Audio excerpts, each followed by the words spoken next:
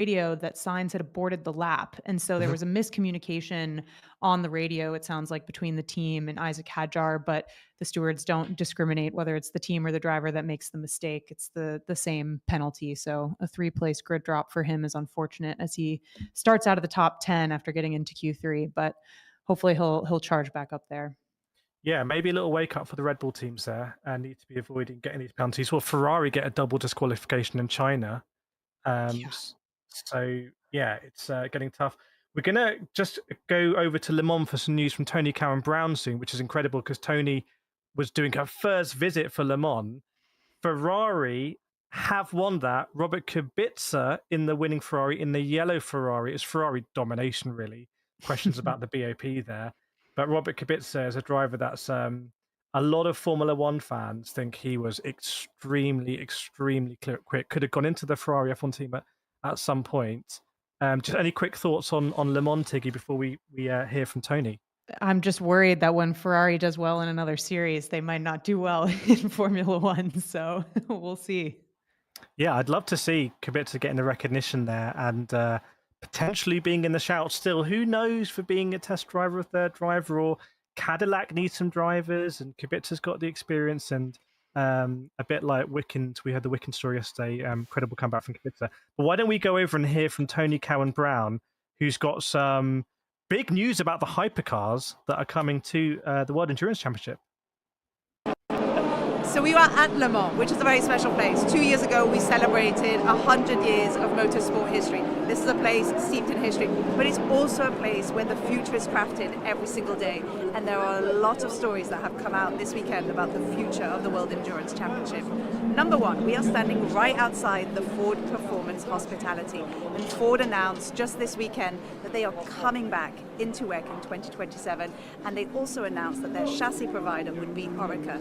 They also talked to us a little bit about how exciting it is to potentially bring back the iconic Ferrari versus Ford rivalry. That wasn't the only announcement that we had this weekend. McLaren Racing also announced their comeback into the World Endurance Championship under the name of McLaren United AS. We also got a sneak peek of the livery, and in true form, you've got that papaya orange who's there. The other really cool thing on that livery is we had the 3 dates of their Triple Crown wins printed on the side of the car. They will be rejoining the grid in 2027. And when I asked Zach what we could expect the next steps to be, they are looking at the driver lineup. Even though we will see that car out on track in 2027, we might already see it out somewhere already next year. And as we're talking about all of the newcomers to the World Endurance Championship, we would be remiss not to also talk about Genesis Magna Racing, who will be joining the grid with their hypercar in 2026, although they are already racing this season with their LMP2 car. And on that note, please enjoy the Canadian GP, and I hope it's a good one.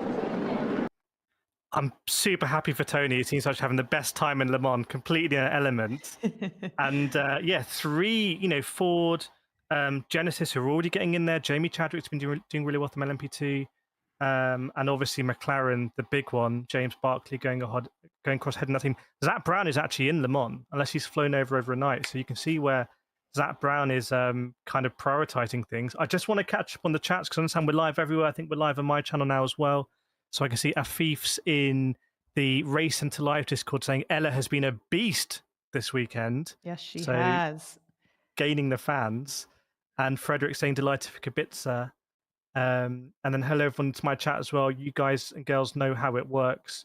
So great to see you. Should be a great race. 0% chance of rain coming. But speaking of World Endurance Championship and Le Mans, Aston Martin, there was a big drama about Aston Martin a couple of years ago. Rules were changed to allow the Valkyrie to come in, and then Aston Martin didn't bring the Valkyrie. I interviewed Jim Glickenhaus, who wasn't very happy about it. But now the Valkyrie is there. It's not performing well. We don't pretend it is, but it sounds with the V12. I think it's the best sounding car. And Aston Martin, this link up between potentially World Endurance Championship and Formula One, some people saying, will Lance Stroll maybe make a move into the Valkyrie? And then does that open up a seat in Aston Martin? Maybe for Max Verstappen. These are like all rumors circulating around. Not motorsport official rumors, I should say, but kind of circulating. Do you have any thoughts on that, Tiggy, before I think we're going to hear from Emily Selleck, who's been with Aston Martin in Montreal? Yeah, Aston Martin does seem to be firing on all cylinders in terms of future forward-looking investment. Obviously not performing super well in F1 this season, but there's a lot that they're investing in for the shift in regulations. And it's actually been a big chat at Paddock Project this week about Lance's wrist injury and whether that's sort of a soft launch of his exit out of the Formula One sphere. And it would actually be a very elegant solution for him to just transfer over to something else. So I'm here for that rumor. Yeah, I think it's super exciting. And Aston Martin have been a forward-facing team, especially integrating influencers I've seen. But let's hear from Emily Selleck, who's been doing a deep dive into it in Canada. So I spoke to Aston Martin CMO Rob Bloom about the project he's been working on over the past 4 years since Aston Martin returned to Formula One. Now, he said it's one of the most exciting projects in world sport as they're trying to build the most culturally relevant team in Formula One. Now, he was saying that they kind of built themselves as almost like a startup, which sounds bizarre given Aston Martin is a 112-year-old luxury car brand, but he was saying they've kind of structured the marketing team more like a brand than a sports team. So that means they've got a bunch of creatives that you probably see on like a high street or, you know, a luxury fashion brand, not so much in the sports world. Now, he described them as an inclusive, exclusive brand. And I think a good example of that is the fact that they were the first team to really properly embrace TikTok influencers back in 2021. They brought a bunch of people into the paddock and, you know, really integrated them into the team. And he was saying, look, there's humility in brands realizing they can't tell every story themselves. There are people who might even be able to do it better than them.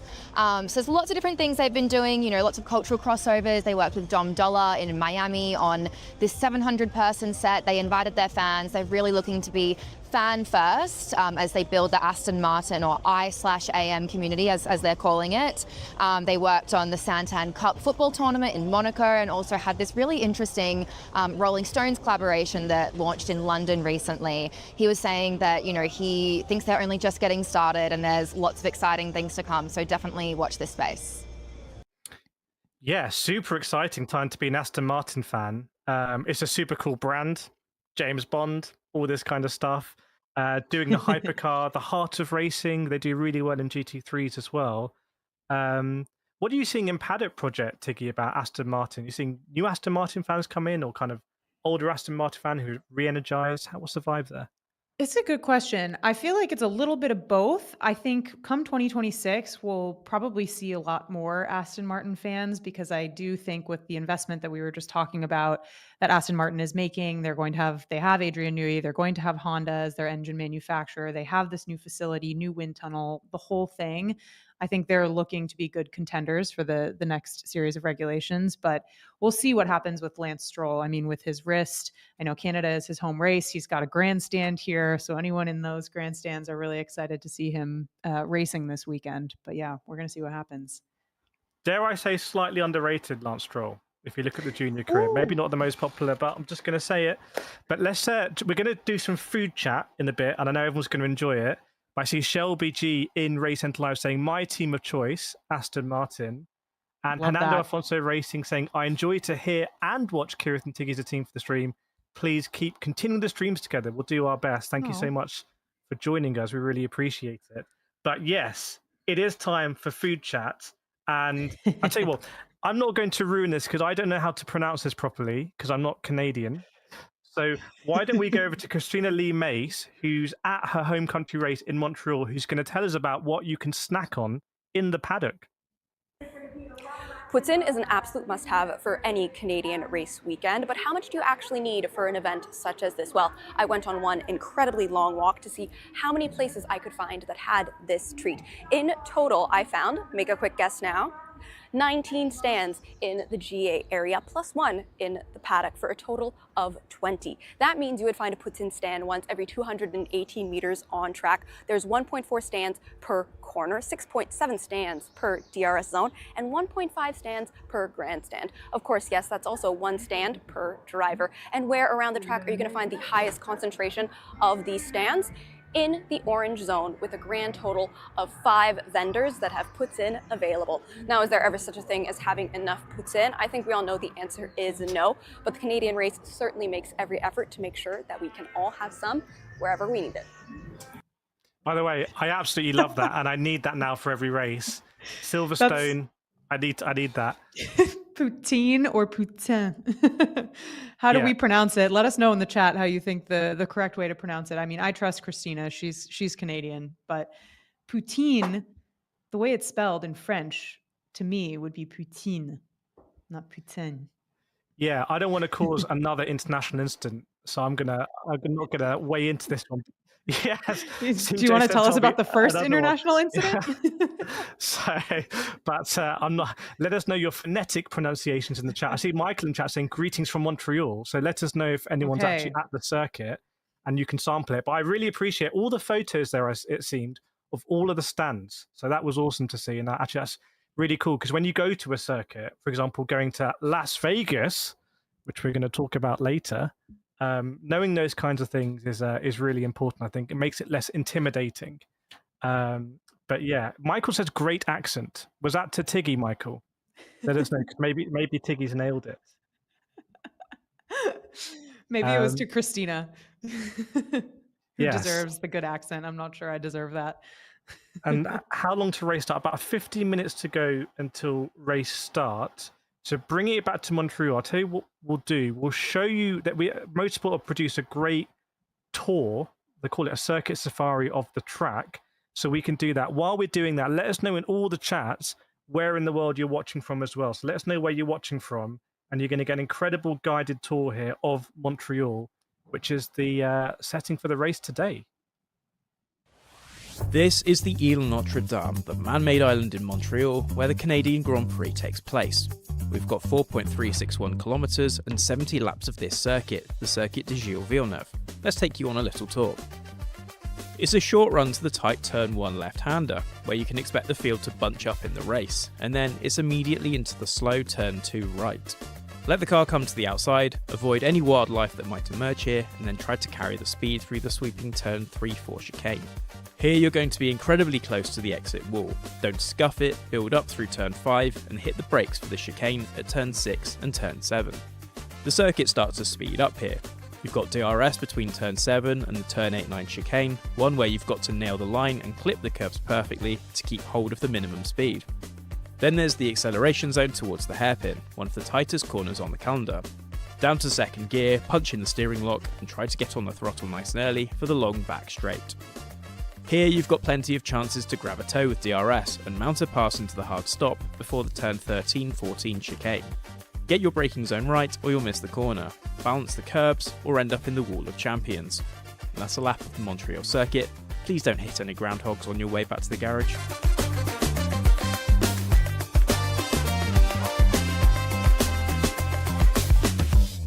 Yeah, this is the Ile Notre Dame, do it all over again. Man-made island in Montreal. I love this track. Yes. So good. We'll do it in reverse. But a real danger of hitting groundhogs. In fact, I saw at Le Mans someone hit a rabbit, unfortunately, and it can cause damage to the car. But any thoughts there, Tiggy, on the circuit corners for us to watch out for today? There's a lot to watch out for. I mean, we have many DRS zones. We have that hairpin. Of course, the Wall of Champions we'll be keeping an eye on, whether a actual world champion or a potential future world champion hits that. If that bears any say of what will happen in the future, I think that's going to be a fun one to watch. What have you got your eyes on, Kireth? I think Wall of Champions as well. I think any of those chicanes on the exit, as the tyres maybe, people might want different tyre strategies, trying to really go long on the tyre. And having to, have the faith that it's going to grip on the exit could be super interesting. I think we will see some debris on the circuit. Definitely. And we've had some struggles with grip so far in practice throughout the weekend. So hopefully I'm guessing we won't be seeing a ton of the softest compound out there, but you never know. We'll see. Yeah, and just checking the chats, Frederick saying he's playing F125 last night, and let's say not replacing Stroll in time soon. Let us know if Kansas has a reverse version in F125, to know they've added it. And Fernando saying Tiggy winner prediction, because if you were here yesterday, you'll know that Tiggy correctly predicted George Russell to get pole. So, Tiggy, who's going to win today? No pressure. Oh, wow. I think I'm going to say Oscar Piastri. I'm sorry, George, but I think Oscar's going to do it. What do you think?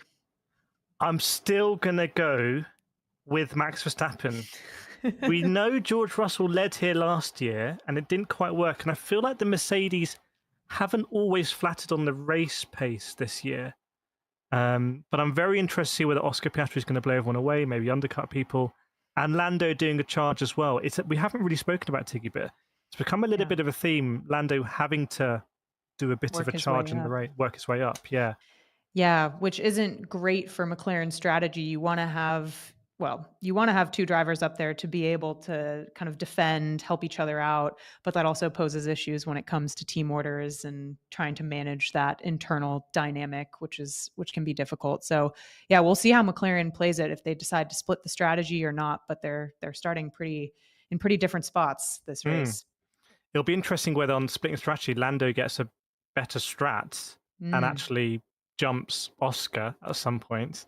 Yeah. But we will see. I had a few questions come in chat about what the layout is today. So you can see at the moment, CGR producer has put the starting position. So the grid is there, taking into account the grid penalties. And during the race, we're going to have those standings and also tyres and who's got the fastest lap and that information as well. So it should be pretty cool to kind of see drivers making their way up. Any other thoughts, Tiggy, on kind of the grid? Lewis Hamilton, perhaps, or the Ferraris, or Alex Albon, Fernando Alonso? It's good to see Lewis up there a little bit higher. He's starting ahead of Charles, who I know yesterday was not pleased with his starting position, but I do hope that this is a track that Lewis has historically done very well at, and I hope that he's able to have a little bit of a moment in the spotlight. Besides that sprint win in China, he hasn't had a great go of it so far. So definitely got my eyes on Lewis. I really want to see Isaac Hadjar climb back up into the points after his grid place drop, and let's see what Yuki can do. I'm feeling for Yuki right now. Starting at the back of the grid, hasn't been a great run so far in that second Red Bull seat, but I want to see a good recovery drive from him. Yeah, almost. Oh, I don't know if is it nothing to lose or not for Yuki. What do you think? Is it either nothing There's to lose? Always there's something to lose in Formula One, I think, but at this point, the bar is set pretty low, just given his performance so far in that seat. So I do hope that he's able to climb out of that and perform well. But so far, not been the best showing. Yeah, and some more chats coming through. Hey guys, another epic race. Hopefully, yes, we hope so indeed. And in Race Centre Live, Beetled saying, if Oscar wins, does this mean we have a McLaren team order? Are you saying that if Oscar wins, is that going to be the team orders going forward, or will it have happened because of the team order? I think both are interesting. I think it's maybe the former is what I would guess. I don't think we're late enough in the season, and I don't think there's a big enough of a gap between Oscar and Lando. Even if Oscar wins and Lando doesn't score well this race, it's still pretty close. They're only 10 points apart right now. And so I think it's a little too soon in the season for McLaren to pick one driver and go with it, because that's never really been their MO. They've always been team first when it comes to team orders. Yeah, and at the moment, there's two number one driver strategy. They're pretty open about it. And we've seen Oscar Piastri's manager, Mark Webber, famously not being happy being a number two driver. So he's a most experienced person when it comes to that, I think. Absolutely. Stuart saying Oscar still on top.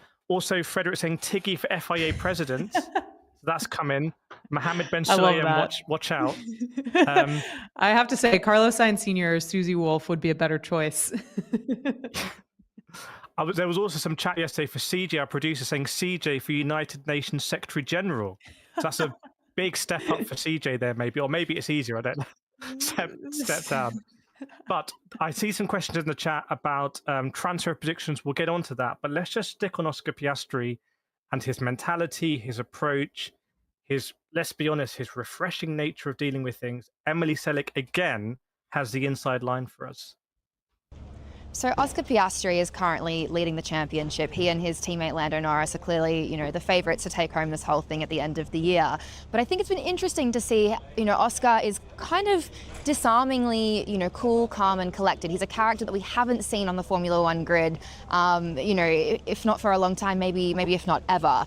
Now, it's been interesting to see him come into Formula One. He didn't really have any desire to replicate what Daniel Ricciardo did as his predecessor, another fellow Aussie on the grid. He, has been a lot more low-key and I think kind of difficult to put in a box, you know. I think it's taken a few years for fans to really understand his dry humor, his quick wit, and he's really built a fan base who I think now understand him. But I guess, you know, we've kind of come to expect, you know, outrage and sparks flying from drivers who, you know, are in the lead or who might go through a difficult day on track. So it's been interesting to see Oscar, for example, you know, the Australian Grand Prix, his home race, he wasn't rattled by it at all. We spoke to Sella after the race and he said, you know, Oscar is one of the mentally toughest drivers I've ever worked with. And some people are saying that it might have something to do with the fact that he has 3 sisters, because research tells us that men who grow up with sisters are more emotionally intelligent, empathetic, and mentally resilient. And we've obviously seen his sisters out, you know, in show of support the last few races.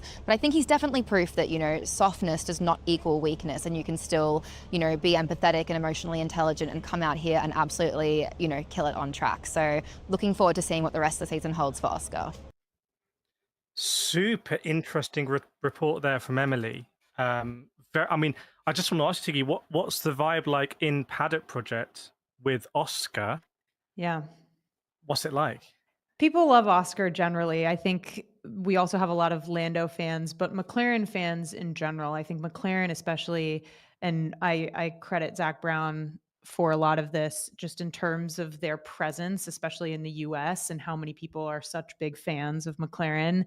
I think they've done a really good job in terms of getting fans to get to know their drivers, get to know the team, and really be present and out there with their partnerships and all of that. So really, really big McLaren fans at Paddock Project. Yeah, it's great branding, and I think adding the WEC is going to be a little bit like Aston Martin. Mm-hmm. You can also enjoy the endurance racing, and that's going to be fantastic for the brand. Another interesting question from Beetled in Race Centre Live. Team orders are great for the Constructors' Championship, but not so great for the Drivers' Championship. I want to throw it over to you again, Tiggy, because if you have any new fans coming in, surely it must be confusing when there's team orders, because you're supporting your driver, but it's not always the fastest driver who wins, because it's a team sport, but it's also a driver sport. That's one of the most fun and unique things about Formula One, is that inherently your biggest competitor, or the person you want to beat most, is your teammate, is the person in the same car as you, which is, I don't know any other sport like that. And so it definitely creates this strange dynamic if you're a new fan and you're like, well, wait, they're on the same team, but why are they competing against each other? Why does the team seem to be favoring one or the other? What I try to remember is that we often don't have most of the data in front of us. And so the teams have so many terabytes of data coming in all the time, and they're able to see kind of different strategies, who might actually win out in the longer term. And so they're able to make clearer calls than we are from our armchair expert seats, but it's tough. It's another dynamic, and I think the sport would be actually poorer for it. But it's a very interesting dynamic. Also with Le Mans, very interesting, where you've got 2 other teammates, but also 2 other competitor cars. And then your team might be running GT3s as well, if your Genesis is running an MPT at the moment. But with, I think, just 3 or 4 minutes to go before the start of the race, so if you're here, you're in the right place, we are going to be covering the Canada GP for you. But I want to let you know about the incredible prize that Motorsport are doing. So let me tell you all of the facts about it so I get it right. So it's an ultimate Las Vegas Grand Prix getaway, flights, hotel, and a full throttle race weekend for you and a friend. So you and a friend, all on Motorsport. So if you're not already in the Race Centre Live experience, go to motorsport.com/RCL to get that full experience. You'll need to be there to answer the quiz question, because that's where the quiz lives. The rules are in the chat there, and it's starting... Well, the questions are going to come up when CGR producer puts them in there, and basically you'll want to try and answer those questions correctly, and then also do them for the British GP in Race Centre Live and the US GP in Austin to boost your chance of winning. So good luck, everyone. Tiggy has been to the last 2 Vegas races. Can you just let people know what they're going to experience if they do win? It's absolutely electric. There is no other race like it. It's a night race. They're racing down the strip. The fountain is going off, all the casinos and the hotels. It's super walkable, which is cool and unique. A lot of races aren't like that. So it is very accessible in terms of being able to move around. Lots of fan fests, lots of activations going on. It is so fun, and highly recommend just walking through the casinos at night, even if you're not gambling yourselves. It's a sight to behold. Yeah, Beetle saying Las Vegas was an awesome experience, 10 out of 10. And if you want to wear something while you're there, I think, well, Tiggy, take it away because I see 10% off some amazing merchandise Yes, here. we're doing 10% off Paddock Project merch. There's some fun sweatsuits. It's cold in Vegas, so whether you're watching at home or going to Vegas, we got something for everybody. But yeah, code RCL for 10% off at checkout. Yeah, let us know if you get that. And I just want to run through and say thanks to everyone in the chat for joining us. Like I see Beetled, Frederick, Fiery, MacFan, Stuart as well joining us, Chaya Vlaka, Octav, Yolanda, Martin, Hernando, so many people joining us today, which is awesome. Welcome Do tell in. your friends about it as well if they want to be part of the experience. You've got the link, and it would be awesome to have them join us for Canada. I'm fingers crossed. I think it's going to be a good race. I don't know, Tiggy, if you're able to briefly let us know about any tyre strategies, because we were talking a lot about tyres yesterday. Yes, this is going to be interesting. And different drivers have already used up different sets of compounds. I think what we're seeing is a few different options, mostly two-stop strategies. There is a possibility for a one-stop if they go medium to hard, but I think we're seeing mostly two-stoppers with either starting on mediums or softs and then transitioning to the hards, either double hard or back to the medium, depending on how many tires people have. But a lot of people have used mediums at this point because those did seem to be the outperformers yesterday during quali. Yeah, Pirelli have brought the softest tyres here, and I just wonder if Fernando Alonso might have played his hand too much yesterday using up those mediums. But we will see very shortly. Just answering a few questions. Any chance of rain? I saw 0% chance of rain. I think CG, our producer, might be able to pull up a weather graphic from earlier today saying partly cloudy, but it doesn't look like there's going to be rain. And Chai is saying everyone on mediums except Leclerc and Norris. So there we go. Lando, already different strat. All right. So it looks like they've split the strategy for McLaren, which is going to be fun to watch. And I guess that could be Lando going a little bit longer. So if there is a safety car, he could benefit there. And the watch does strike 2 o'clock local time, and the formation lap gets underway with George Russell leading us away. Again, Tiggy, any thoughts going into turn 1? Max Verstappen on the outside. Do you think there's a chance Max can get ahead going into turn 1, or will he cut across the grass perhaps? Oh, I would love to be in Max Verstappen's head right now because, again, he has 11 out of 12 penalty points. And if he hits that 12th penalty point, he gets a race ban. So will he be the typical Max Verstappen, aggressive at the start, cutting across, getting into position, or will he hold back a little bit just knowing what's at stake? It's hard to say, but I feel like Max Verstappen usually doesn't hold back. So I would not expect anything less from him than trying to get up front. I don't think this is how it would happen, but it'd be sensational if he gets a penalty point in the race and then is black flagged. That would be front page news. Yeah, that would be. When's the last time that happened? Well, Montoya in the USGP, he changed his car, didn't he? Just after the race originally started, they black flagged him and they pulled him in. And someone did get black flagged at Canada actually because they left the pit lane while the light was red. Someone in chat can let us know about that. Yeah. I see Freddie in the chat saying that Franz Hermann has 0 penalty points though. So we'll see which driver actually shows up today, whether it's Max or Franz himself. Speaking of merchandise, I think Max is actually selling Franz Hermann merchandise, which is pretty cool. So he's properly going into it. Max does have a sense of humor. He does. He does. And I like seeing this Max. He's like, stop asking me about the penalty points. It's like, I'm bored of it. He was not happy about that yesterday. Yeah. Martin saying Schumacher 1994 Silverstone. I can't remember if that was driving through the pit, but I think a black flag kind of on circuit. And Martin saying CJ applause for all of the graphics. Yes, indeed. Yes, CJ. Octav, are we going to see the track as usual cars dots? This is a motorsport experience, and motorsport have got the graphics and CJ working all the magic. So you can see here, we've got the starting positions. Those standings will update, and we're able to bring you graphics during the race as well. Maybe actually CJ, in fact, let's hold off now because it is going to be the race start. Here we go. Imminently. And Toto Wolff looks quite happy. He does. He's smiling. Yesterday, you could not. I mean, speaking of Vegas, I would not want to play poker against Toto Wolff. I'd have no clue. All right, we have Pierre Gasly starting from the pit lane. It's unfortunate. Oh, and yeah, it was a black flag in Canada, 2007. Giancarlo Fisichella and Massa shown a black flag for violating pit lane rules. So it has happened. You can get black Okay. flagged. Now, I've been black flag karting, so hopefully none of these drivers are going to follow in my footsteps. But I will try and take us away here, Tiggy, just Here with come the the lights. lights. So 3, 4, 5 red lights. It's going to be the It's drag lights out and race. away we go. Good Decent for getaway George from Russell. George. Yes. Great Very good. getaway. In fact, Kimi looks very good around the Yeah. outside as well. I think Mercedes. it's going to Oh, be it a just got squeezed. drag race between Oscar and Kimi. I don't know who you back going into here. Who's it going to be? Oh, Kimi. Kimi pulls ahead.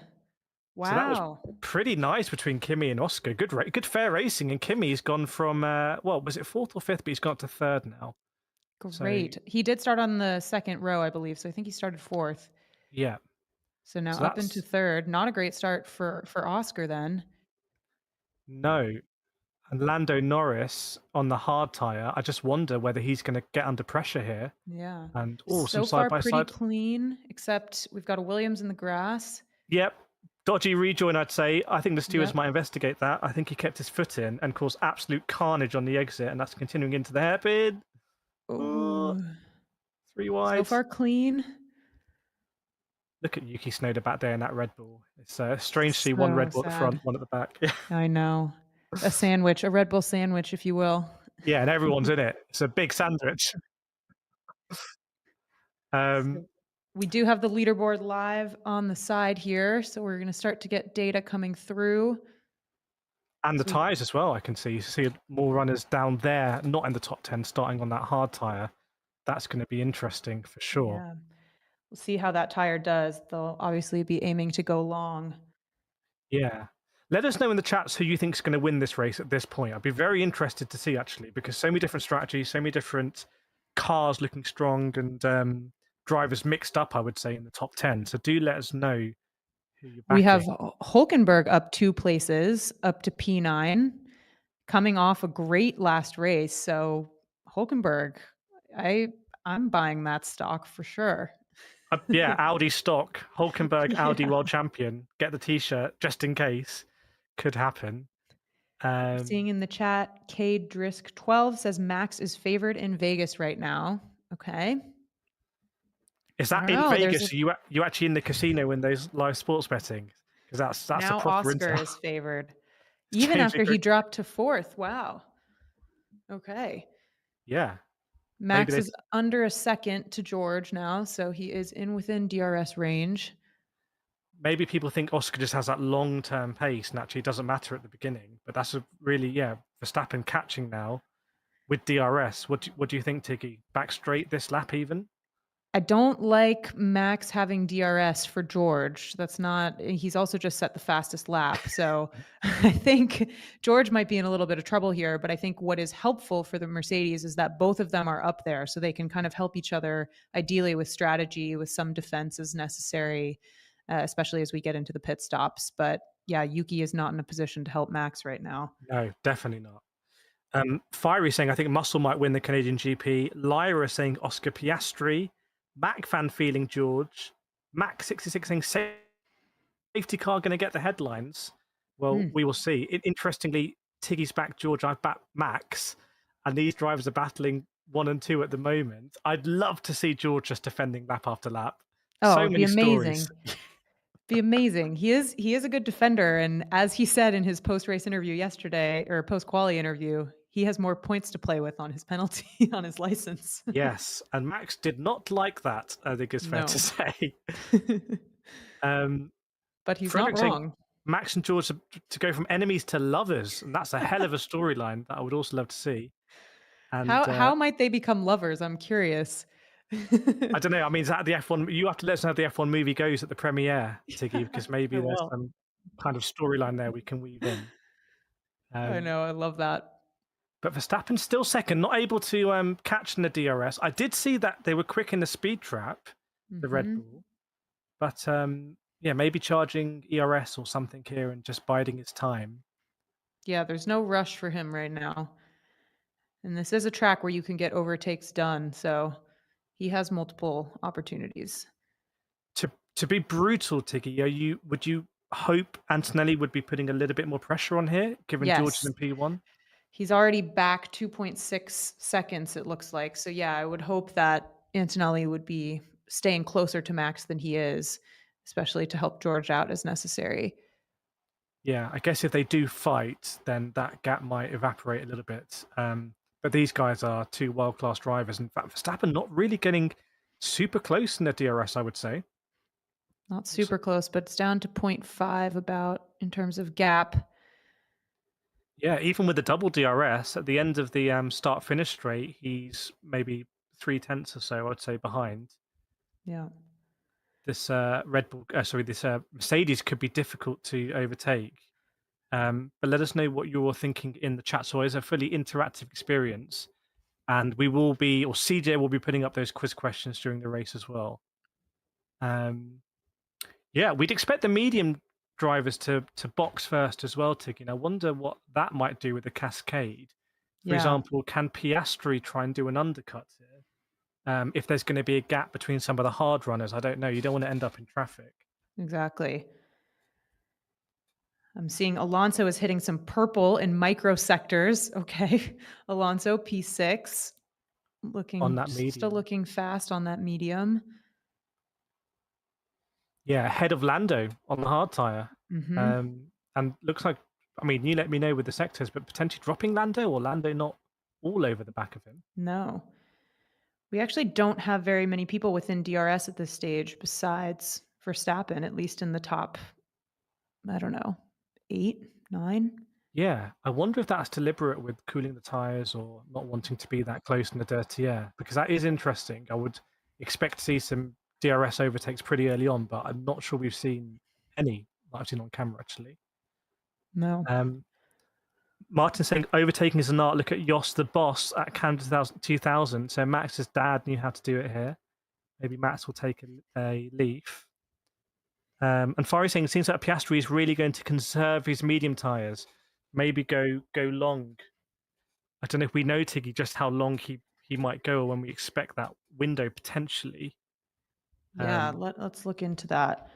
But someone will bite first, surely. Beetled says, so far F1 fans are winning the Canadian Grand Prix. Canadian Grand Prix fans always win, I feel like. This is such a fun race. As I was saying yesterday, I was here last year, and the crowd is electric. And it was raining last year, and even then it was electric. So I can only imagine with the sun out and shining, this is just a great weekend to be there. Absolutely packed grandstands for sure. Looks like Verstappen just an edge on Russell in the DRS, but I was expecting Verstappen to really have an overspeed, and now George is extending it. Yeah, over a second. So he's out of the DRS for now. And Antonelli looks like has closed that gap a little bit. So we'll see, because is it possible now George can really get a little bit of a gap? He's in clean air. He's put it on pole. He's fast here and kind of build that and just see this from a lights to flag, which I'm not sure we've really seen from George Russell before. No. Yeah. So your meme you said yesterday, Tiggy, about fans bored of Russell domination could be after this. We'll it's see. One of my favorite memes. Yeah, they just F1 TV just replayed the start, and George got such a great start. Just came in from the outside, then got that inside line, covered off Verstappen right away, and then Antonelli sort of came around the outside of Piastri. Very clean. Piastri did well to stick with that around the outside, and it shows the Mercedes had really good traction. And Oscar kind of lived to fight another day, as you probably should do. You're the championship leader. Maybe that's why he is championship leader. The Williams behind who went off wasn't. That was Albon, it looks like. That rejoin. I mean, that there was a rejoin in F1 Academy where at that same corner where there was a contact after. The car's getting air. Yeah. I mean, if anyone's seen that, I'd love to know whether you think that should be investigated or not. Yeah, they're playing it again. Oof. If there's a car there, he's going to take him out. So for me, that's actually an unsafe rejoin. He Yeah. might say there's nothing much I could do because I was going across the grass and I had no traction.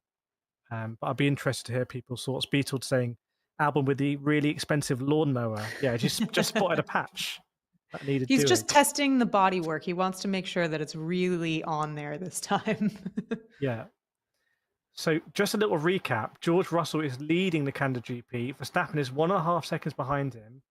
And then Antonelli 1.5 seconds behind him. And then the order you can see, CJ's put it up, is kind of a little bit spread out. Maybe people really going for the long strategy. And welcome to everyone in the chats. Welcome Roderick, Marie as well, Pivette, Gordon. Hope you're enjoying us. Remember, there are going to be quiz questions where if you're eligible, you can win an amazing getaway to Las Vegas with a friend, which is incredible. Might have to And gamble on Kireth some and of the I multi-choice. are both available as friends. Available as friends, but not to help with answering the question. So we're taking all of the Exactly. All the glory, but none of the effort. We've got a DRS train, it looks like, from Isaac Hadjar all the way down to almost Yuki Tsunoda in the back there. And it looks like Alonso in P6 has DRS on Hamilton. So Alonso on that medium is still looking fast. Alonso on Hamilton, there's a lot of history there. A lot of Definitely. history going back 20 odd years. So I never want to see drivers come together, but if that one gets close, there'll be a lot of personality in there for sure. But Absolutely. you're completely right on that DRS train. I wonder if it's starting from Colapinto in that Alpine, who's kind of unseasonably high in the Alpine. Gasly we saw dive into the pits starting from the pits, but Colapinto might be coming under pressure here. We just got a radio from Piastri who says that front degradation seems better than earlier in the weekend, but rear degradation seems worse. We saw a lot of people lose the rear in practice. So hopefully he's able to hang on to that and go a little longer on those mediums. Yeah, it's going to be difficult for people trying to push it. And I'm not sure the hard strategy is going to be an inverse of the medium strategy here, to be honest. Yeah.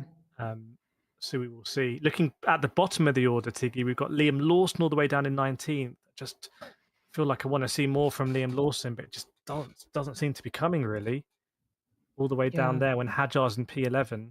I wonder what would have happened if Liam had started the season in that Racing Bull. But yeah, seeing a Red Bull and an RB down there isn't great if you're a fan of those teams. It's not. It's really not. It looks like we have Stuart 550 coming from North Carolina, USA. Welcome, Stuart. Thanks for joining us. Yes. Let us know, Stuart, who you're tipping to win here. Is it George Russell? Is it Verstappen? Or is it perhaps one of the McLarens? Or will, Tiggy, I'm going to say it, will Russell and Verstappen take each other out and Kimi Antonelli takes his first victory? I don't even want to, I don't want to put taking George out and Max out in the ether, but I would love a Kimi Antonelli victory. That would just be incredible. It's going to be crazy when it comes. It's been a long time coming. Yeah. As in like special. 8 races.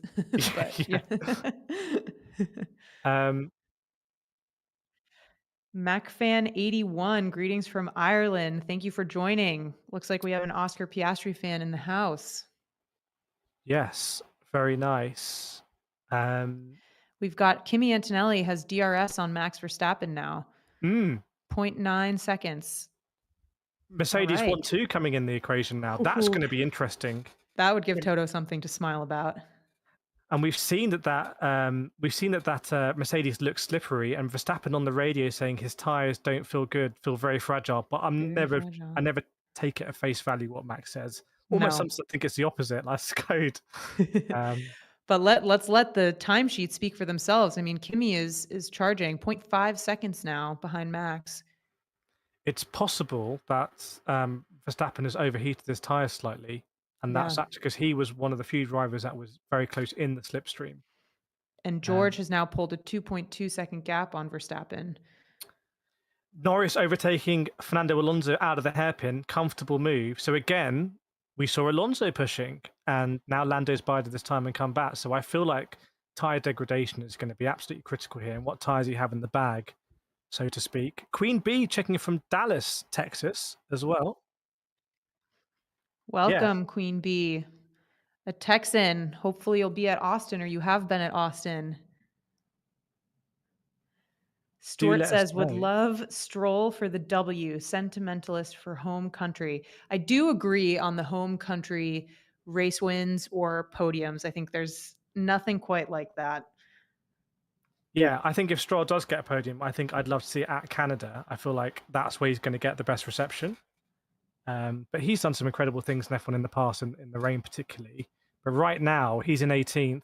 This wrist injury seems to be worse than we thought, frankly, given the extra surgery. Albon's got some kind of issues. Teams on the radio says it seems like a power unit issue similar to Barcelona, but they say they're monitoring it. So let's see. Yeah, and someone dives into the pits. Tiki, who's that? Is it Verstappen? Verstappen? Whoa. Wow. Super early. Early pit. Lap 13. So what kind of strategy he'll we're talking? Definitely be doing a two-stopper. Do we think it's medium, hard? Surely you go on to hards here if you're not liking the Yeah. mediums. Yeah, he has white Yeah. hards. So, wow, okay. 2.6, crisp stop for them. Do we think potential undercut, or surely it's too early for those mediums to be degrading for the undercut? But it's going to come out here. Comes out just ahead of Colapinto in P9. Smarts, just ahead of that massive train. Yeah, he's not in that traffic, which is good for them. But let's see. I'm curious how the Mercedes tires are doing. If anyone's seen anything on the radio related to that, let us know. But 1-2 right now with Russell still with the fastest lap. Yeah, Shire saying his tire is doing stuff he didn't want. That was the message on the message on the radio. I think CGR producer is ready to throw out the first quiz questions, by the way. So while we're going to keep an eye on the pit stops and we'll update you. I think CJ can throw out the first quiz questions. So make Russell sure comes into box. RCL to answer these. There's going to be a few coming up, and yeah, Russell in the pit as well, maybe covering off that undercut, Tiggy. Mm-hmm. Do you reckon Antonelli can do a different strat and stay long, perhaps? Yeah, that might be smart of them. 2.5 second pit stop. See where he comes out. Ahead of Verstappen, surely. Yeah, he should be okay. Yeah. Even ahead of Hulkenberg. Good. Yeah, comfortably ahead for George Russell. Okay. Smart for Mercedes, I think, and good to have Antonelli there to go on the alternate strategy. And just as we talk about tyres, we've got the quiz question. That's today. That's what tyres have been brought out today, and we did speak about this yesterday. So hopefully you can get it right. Beetled saying Austin meetup with Paddock Project. Oh, you know it. I will be there. And for anyone who hasn't come to a Paddock Project meetup before at a race, we always do them when I'm at a race or when I'm lucky enough to be there. And even when I'm not there, sometimes fans meet up, which is awesome. So stay tuned. Welcome, Hardrock Charlotte. Hopefully you can see the question on screen as well. Some interesting questions here. These aren't gimme questions. You need to be a F1 fan, I think, to actually get these correct. Antonelli does box, Tiggy. Antonelli's in. Okay, interesting. Mercedes so they're keeping him on the same strategy as George, it seems. Where will he come out? Good stop, 2.4. Could he jump? Hopefully ahead of Verstappen. Nope. Well, that would be big if he's ahead. No, he's going to come out behind. In fact, yeah. Also, Verstappen hasn't overtaken Hulkenberg yet. No. That's super interesting. Hulkenberg on those mediums. This could get ugly, this race, on the tyres, I think. Oof. Welcome, Thomas, as well. Yeah, Colapinto in the pits. So that will release the train, but also people will want to box as well. So they're not going to end up behind him. You see Colapinto. These are early stops. Lap 15. It seems like the medium isn't faring well for people. So are we thinking medium, hard? Tiggy, is that going to be that's my guess, just judging from the fact that they only did 15 laps on the mediums. Ooh, drag race between who's this? Norris and Hamilton, it must be. Norris and Hamilton. And Hamilton, I think, is being called to box. Yep, or Norris. He goes straight in. Yeah. So Hamilton gets overtaken, goes straight in. That's always a bit awkward because you don't have to brake there if you're going straight in. So you could actually go in the back of someone. So that would have been probably Hamilton lost a bit of time there. But again, people not liking these mediums. I wonder if this is going to work out well for the hard tyre runners, i.e. the people who started on the hard tyres, like Lando Norris. Yeah. I mean, all these teams pitting their drivers who started on mediums must be looking at the data on the people who are on hards. Yeah. Roderick saying Hulk podium would be amazing, and Marie says I think there are a few F1 wannabes on the M1 alongside us. That's a big motorway in the UK that I assume is roadblocked. So everyone's got the F1 on in the cars. So hopefully you're enjoying it. Frederick's got a question. If the drivers were listening to music while they raced, what would Max and George be listening to? Surely Max just his own song on repeat, just getting louder and louder Max, Super Max. on speakers so everyone can hear it. Is it getting closer You to know, George? the first thing that popped into my mind, actually, just given their beef, is one is Kendrick and one is Drake, and I'm curious who is who. That's a great question. I feel like George Russell is Drake. Yeah, I have to agree with that.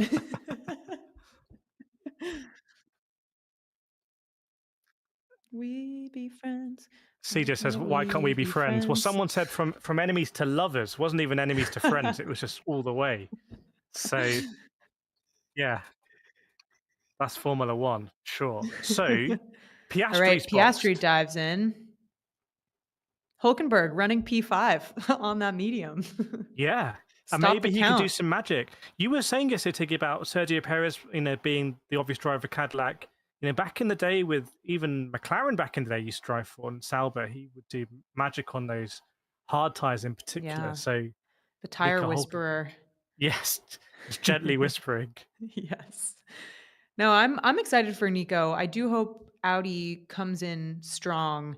Obviously, it's a relatively new project as they take over Sauber, but I think Hulkenberg is a good choice for them. He's German, which helps because Audi is also German, and he's a veteran, and he's not been in a great car, but he's doing some good things.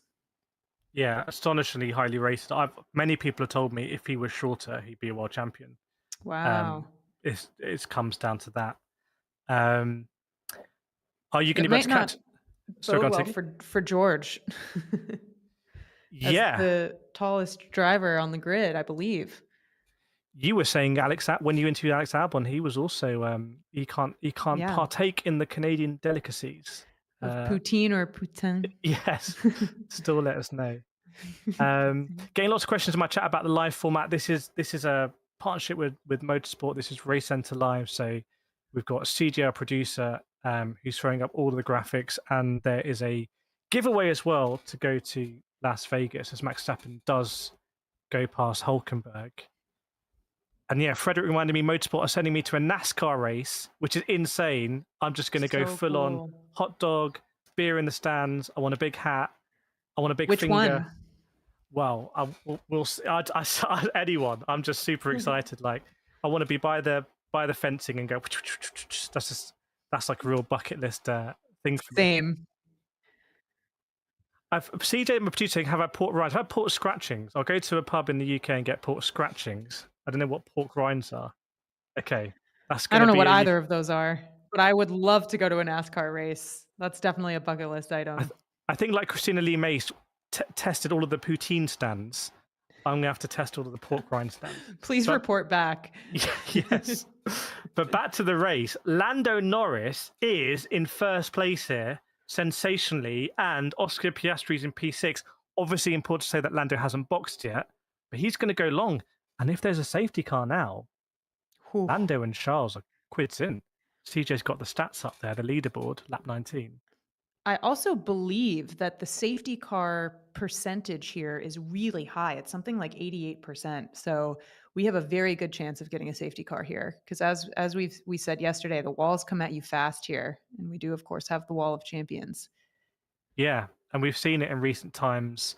Though waiting for that safety car, it can just absolutely shake everything up. It's the grid is completely shaken up right now. Actually, I'm interested to see what will happen to Norris and Leclerc when they do box. In fact, CJ's able to zoom in and show us when we talk about the Wall of Champions. We'll show it to you here on the track map. So it is turn 14 on the exit on the right-hand side. It's the very last corner. and basically to have the fastest exit, you basically want to brush it and leave a little bit of rubber on the side. But if you slide too much, you'll break the suspension, as Oscar Piastri's found out this weekend already. Did you see those graphics earlier this weekend? I think they're new. It's X centimeters close to the wall, and we had a couple 0 centimeters close to the wall for, I think, Max Verstappen and Ollie Berman throughout practice and if you potentially crash, is it quali. like -3 centimeters? Yeah, exactly. Yeah, sensor broken. 0 centimeters is a little close for comfort there. Yeah, but let us know in the chats who do you think is going to win this race at this point, because Verstappen is 2 seconds behind George Russell. Is he biding his time? Is he going to be better on the hard tyre? He was the first to blink on the mediums. B. Nichols saying, "We love Yuki," with some Japanese flags. I don't think Yuki's going to win it, but anything can happen. Anything can happen. Jenson Button, last to first here in 2011, I think it was. Yuki, it can be done. Yes. Channel your inner Jensen, who was racing in Le Mans today. So right now, Alex Albon is a driver that stands out to me, because is Albon the driver who's going longest on these mediums, showing that you can do 21 laps if it comes down to His it. radio just comes. I don't really know why you don't listen to me. It really annoys me. Tiggy, is that you speaking to me, or is that Alex Albon's radio? That is Alex Albon's radio. Kireth, I would never talk to you like that. But, we were talking about sassiness on the radio and Hamilton. Alex Albon has been very sassy, if that's the right word, this season. He has. And I'm wondering if it correlates with performance to some degree, because Albon has really stepped it up this season. And he has sounded sassier than ever on the radio. I mean, on the one hand, I'd like to see Verstappen. Yeah, I like to see all of that. On the one hand, I don't like to see it. On the other hand, it's who the drivers are in the helmet, and it's their personality. So, but Alex Albon, I think, he's long enough in the tooth, so to speak, to understand that his race might be being compromised here. He is a very experienced racing driver now. Would not be surprised to see him slot into the pits anytime soon. Yeah, he is the only driver out there on mediums. Yes. But one stop? Potentially? Could be. We still have a long way to go. Yeah. 48 laps. Let us know in Race Centre Live or on my chat or anywhere you're watching this, if there's any terms we're using that you're not familiar with when we say like one stop, two stop, because we can explain them to you. There's a lot of strategy going on in this race. Thomas saying Verstappen is gaining under 2 seconds now to George Russell. Yes, maybe he's going to go. Maybe that is the real battle for the lead in this race, because the front runners haven't stopped yet. 1.7, he's getting closer. We will see. Obviously, the pole times yesterday were set on the medium tyre, so George Russell was able to be faster on the medium. Yuki Tsunoda was... We're getting a replay of Yuki overtaking Sainz, was that? Yeah, I believe so. Clean move on the black straight. Does he dive into the pits or no? Keeps going. Channel that inner Jensen, Yuki. You can do it. Last to first. Stuart saying Yuki in 10th. Podcast probably with the arrival of Sainz, stronger driver than others Alex has as a teammate. I well, with all respect to Logan Sargent, he's not as experienced as Carlos Sainz. And I think most people say Carlos Sainz is better. I don't know if you know what Logan Sargent is up to these days, Tiggy. I actually don't. I hope he's enjoying himself. I really do. There were a lot of rumors about him going to Indy or doing something in another series, but I haven't really kept up too much with the rumor mill. Yeah, there were some hard times for Logan. I think, Alex Albon crashed his car, jumped into Logan's. There was a clear pecking order there. It was hard times for Williams. They didn't have enough money basically to make all of the parts. No. Those were dark times for Williams. And I think the only thing on James Vowles' mind for that entire back half of the season was how to sign Carlos Sainz. Yes. He was courting him in public, I think it was fair to say. Exactly. It worked. It did. Chai is saying Verstappen is clearly doing better on hards versus the mediums. 1.3 seconds now. 1.3 seconds is the gap. What do you think, Tiggy? If you had to bet on it, do you think Verstappen is going to get within DRS and do an overtake here, or would you keep his It's powder dry? feeling like the Jaws theme song. Dun, dun, dun, dun, dun, That's what dun, he's dun, playing dun, now on the dun, speaker. dun. Someone said in I- Frederick said proximity chat in F1. I think proximity chat you can have, like, I've got George Russell's wheel here with the WhatsApp button. I feel like you should be able to 3 times a race WhatsApp someone else. We have a question in the chat from Beetled. Didn't he quit racing and go back to school? Am I thinking of Latifi? Yes, Latifi did go to London Business School. I think he is actually still there. He's graduating, or just graduated maybe. But yeah, love that. As a fellow business school student myself, I love the F1 driver to business school pipeline. Yeah, Latifi LBS, and I think Nick de Vries went to Harvard. I think to do business. He did a short program. I don't think he did the full 2-year degree, but I think he did a short certificate program or something of the sort. Nice. And Maybe so did drivers Vettel. to team Vettel just got, principals. yeah. Toto teaches a winter 1-week condensed class at HBS, which is funny. That's a lot awesome. of people line up to get into that one. Yeah, I might try and sign up to that one and just asking about why did you put him on the medium tire? Get out of the class. He's like, we're here to talk about Yeah. business, financials, my ownership of the team. Sander saying Albon in the mud. Well, Albon is at the back of the pack, off by 10 seconds. I just don't think that strategy. I think you have some stats. You might be able to see his latest lap times, Tiggy, but I suspect he's been losing time on those mediums, and that's been why he's made that call. But they're gambling on the one stop, I would assume. Yeah. Well, he's back on the hards. So that's good. Not a single soul out there on anything other than a hard tire. Lance Stroll might be the first driver who started on the hards to box. Okay. So Lance Stroll is in the pits. Hopefully not to retirement, because we know he's struggling with his wrist. And George has gotten DRS on Charles Leclerc, so maybe that will help him fend off Max Verstappen a little bit, who is 1.4 seconds behind Russell at this stage. Great spot, yeah. So, yeah, George might be hoping that Leclerc actually stays out, unless Leclerc is going to be on poor pace here on those worn hard tyres, in which case this is all for position. This could be interesting. Yeah. In fact, great shots down the start-finish rate. Ferrari, Mercedes, Red Bull, all super close. Yeah, just look at the mix of teams we have up there in the top 10. It's pretty fun to see. We've even got a Haas in the top 10 right now, Ocon, although I guess he started on hards. Yeah, Ocon's been doing some crazy things in that Haas. I was not expecting him to go to Haas. That was not a move I had on my bingo card. Where did you think he would go, or did you think he would potentially retire from F1? I mean, I chatted with him. I thought he was going to go out. I mean, I think he would do great in endurance racing. You know, Alpine, have the big hypercar project as well. But I think he just fell out at Alpine, and it's worked out at Haas, who wanted to go back to having that experienced driver, I think. Russell's super close now to Charles Leclerc. Surely this is going to be an on-track overtake on the back straight. I would be surprised if Charles Leclerc fights this. Yeah.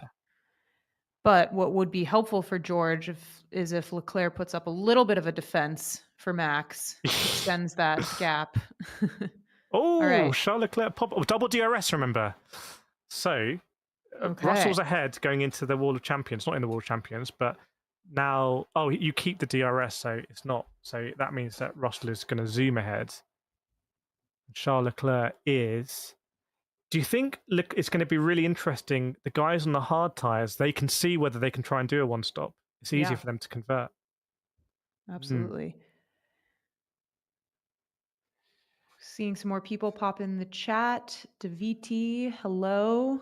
Let us know where you're coming in from. Beetled, sad he didn't go to Stanford, referring to Toto. So for anyone who's unaware, that's where I'm at school. But I have my fingers crossed on Zach Brown. I think we can get Zach Brown out for a class. Let's make it happen. I mean, Zach Brown, it could be, how do you start a hypercar team? How do you partnership on that? How do you run in every single motorsport series that seems to exist? Yeah. How do you manage your diary, Zach? Because he was in Le Mans yesterday. I wouldn't be surprised if he's going to be at the premiere on Monday that Tiggy's going to of the F1 movie. Yeah, I which is can't very believe that's exciting. tomorrow. I will keep you all posted on who I spot, but I'm expecting drivers to show up and hopefully many of the paddock. Yeah. Davi- and CJ saying Emily Selick will be there as well, who's been giving us some great insights from Montreal this weekend. Daviti from Georgia, Shiny from UK. Kate saying, guys, you have great vibes. It's just the race. It's an exciting race. It's a good race. It's a good track. The drivers love this track. The fans love this track. It's a beautiful day. We've got a pretty fun top 10 right now.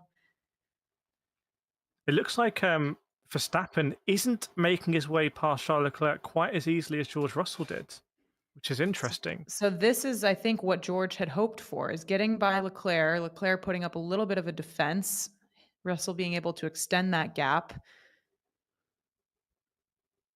And as a reminder, Norris has yet to pit. I'm thinking about that one stop now for them potentially. Or if they like the hard. Well, interesting where they would come out. Hamilton is 13 seconds off Oscar Piastri, which is interesting. And interesting where Charles Leclerc would come out. Two different views on the F1 movie. Octave saying F1 movie seems too much drama, but Kadra is saying F1 movie is going to win Best Picture at the Oscars. So, Tale of two cities here. yes, that's art for you. I really do hope that the movie does well. But yes, Charles Leclerc is diving into the pits here for his first stop. And is it another set of hards, Tiggy? Yeah. Oh, I think it might be. So I he'll don't have to understand box this choice on Leclerc's radio. Oof. because he'll have to Not box happy. again. Yeah. In fact, given they're going not too far away from halfway, it's almost going to be the equivalent of a smash and dash at the end just to change tires. Or hope for a safety car. So Lando, Tiggy, do you think Lando can do something different here? But you'd have to you'd have to really get into trouble on the hard tire. Yeah. We saw Alex Albon do 20 laps on the mediums. It's Fernando Alonso. Who's Alonso been overtaking? Is that Tsunoda? Yuki. He took over. He overtook him for P10. Alonso back in the points. Yeah. Making it look easy, actually. See, Marie. Oh, Lando dives into the pits. So Lando is boxing. Interesting if he goes on to mediums now and then is going to finish on hards. That would be super interesting. Maybe mediums to overtake some traffic. So we will find out imminently.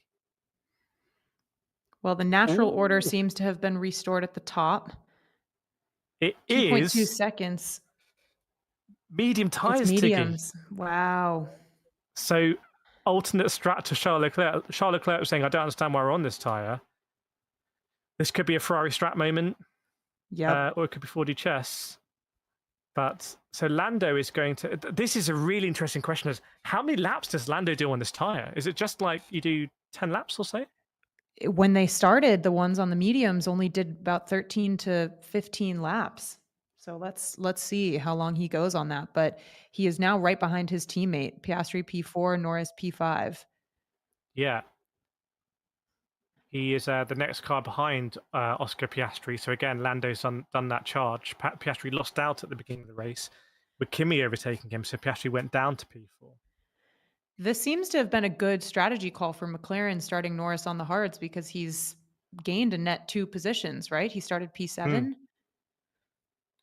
Yeah, it's worked out for Lando again. And Leclerc was on the radio saying he says the tyres were fine. He could have gone longer. But Ferrari boxed him anyway, so maybe a miscommunication there. We don't know. It sounds like Leclerc was hoping for a one-stop, maybe. Yeah.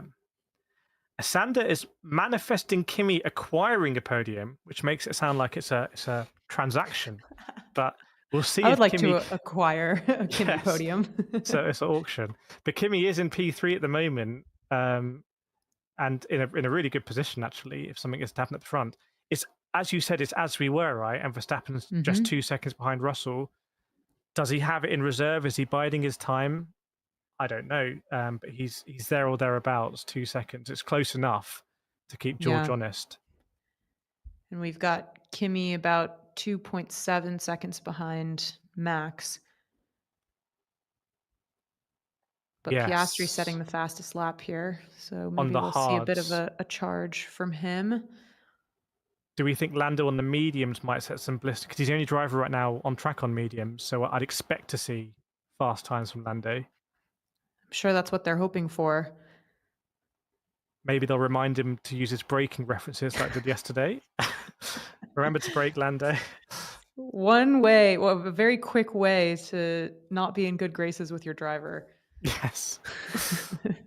Chai saying Verstappen on radio that his tyres aren't the best anymore. He's getting visibly slower per lap. Wow. So we'll keep an eye on that gap, and it has gone down from 2.2 to 2.6, or gone up to 2.6. I just wonder whether we saw this a bit in Spain, didn't we, Tiggy? That Max, he does the moves and he can do things that are superhuman, but he can only do so much with this car, I think. Mm-hmm. It's not the same Red Bull that he's had beneath him in previous years. So we'll keep an eye on that gap. CJ, our producer, is cycling through the leaderboard. You can see there the gaps between the drivers at the top, and it's looking like a good day for Mercedes and Toto. It is. Could we see a Mercedes 1-2 potentially? Honestly, I think we could.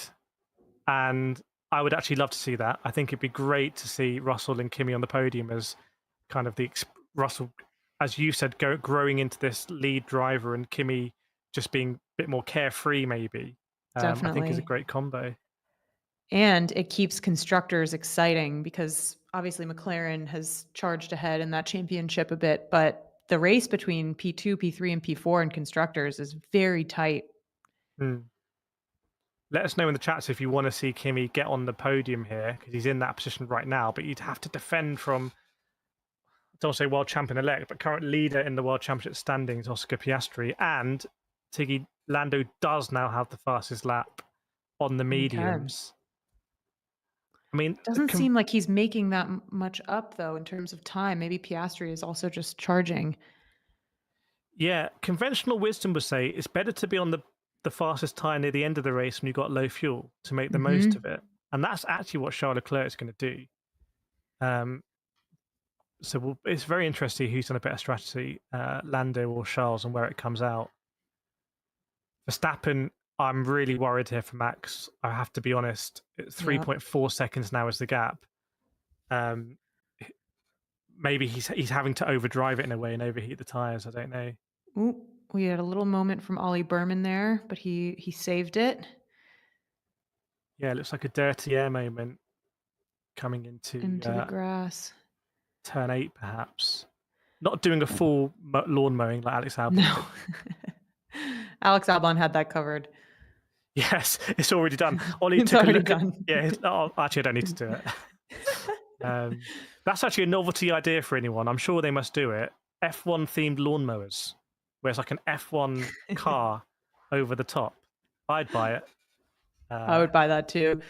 Yeah, maybe Motorsport can make it happen. But 3.7 seconds now is the gap. Wow. Yeah, this is getting ugly. This is looking good for George. Yeah. Is it George actually stretching it as opposed to I was kind of coming at like maybe Max is struggling, but maybe George is just nailing it. Beetle saying I'll put a Williams sticker on mine. Let us know what F1 themed lawnmower you'd have. Frederick saying that's the next prize. Next prize sorted. I love that. Just to be clear, it's still the Vegas prize, but maybe the one after that. Which, speaking of Vegas, locked into till 2027. Very exciting news that just came out about the Vegas race. So we'll have it for at least a couple more years. When it was first announced, it was greenlit by Clark County, which is the county of Las Vegas, for 10 years. So that seemed to foreshadow a bit of a long contract. But yeah, they've extended it officially till 2027.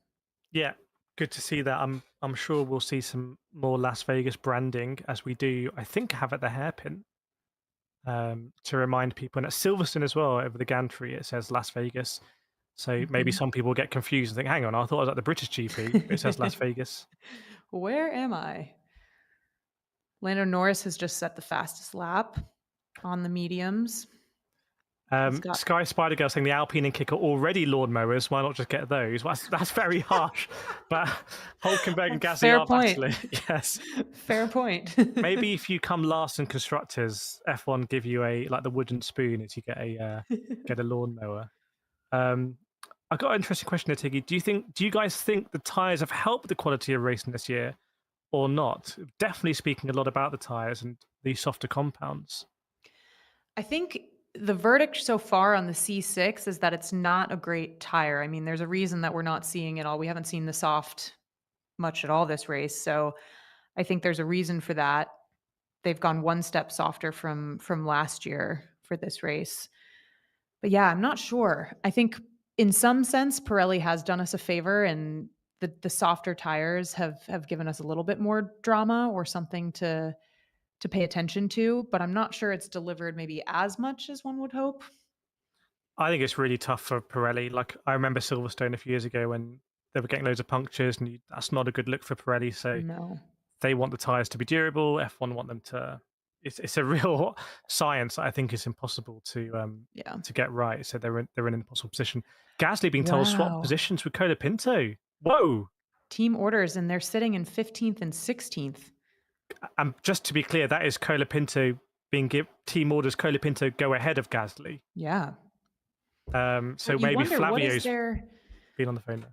What is there to play for here in P15? I guess they think that Colapinto may have enough pace to pass Lawson, Hulkenberg, Bortoletto, Tsunoda, get up into the points potentially. Just a couple of things. Hamilton is really complaining about not being on the pace. We've unfortunately seen that many times this year. And Verstappen, 5 seconds off George Russell now, 5 seconds.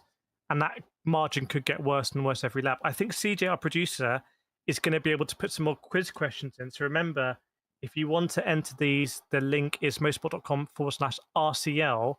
And in fact, I'm just going to give you a little quick rundown exactly of what it is. So it's the ultimate Las Vegas Grand Prix getaway, flight, hotel, and a full throttle race weekend for you and a friend, all on Motorsport. Go to motorsport.com/RCL to get the full experience, where you can enter the quiz. You'll find the rules there, and it's starting now. Remember, if you want to maximize your chances of winning, also enter during the British and US Grand Prix weekends as well. And here's the first questions here that I'm glad I'm not allowed to help you with, because that wouldn't be very good. Welcome, Marcus. Welcome, Yolanda, as well. Hopefully, you let us know what you think on the quiz question. Verstappen boxes. Max Verstappen going into the pits. Is he going to go to the end on hard? He's done medium hard, hasn't he? So he'll have to. Oof. Yeah, he'll have to. One more question coming up.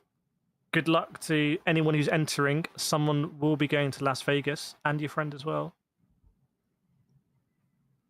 Yeah, this is not looking fantastic for Max Verstappen, is a British way to put it. It's looking terrible for Max Verstappen. He's struggling here big time on these tyres. His teammate is not up there to help him. He's back out on hards.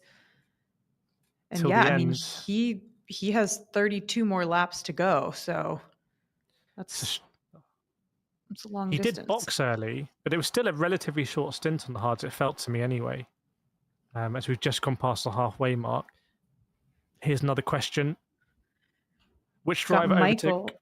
Oh, sorry. Yeah, go on, Tiggy. I was just going to say, Michael in the chat saying the speed at which tire changes happen never fails to amaze me. I concur. The pit crews really know what they're doing. I've seen them do warm-ups before, and it's just as much mental as it is physical. You have to be so on it. Yeah, if you watch one in slow motion, it's actually crazy how many different things are happening around the car, and it's all synchronized. And here we go. We can see one live. Kimi Antonelli into the pits. 2.2 seconds. That's a great one. I can't do anything in 2.2 seconds. No. So let alone change all four wheels on an F1 car. So he's going to come out just ahead of Verstappen. Ooh, nope. Side by side. Max gets it. Kimi, will he fight back because Max will be on cold tyres? Not sure. Oh, unlucky that. So Oof. Maybe did they need to box Verstappen? I'm not sure. They were pressurized there. But Max is ahead. Yeah. Podcast saying at this rate we might be looking at a 4-stop race for Max. I mean, Oof. that would be a terrible outcome, but it would be a choice of bad outcomes. Oh, great question here to Oscar Piastri from McLaren. I can already see a small band, so that is not good. Once you start to see bands on the tires. Yeah, Oscar being asked, can you go to the end?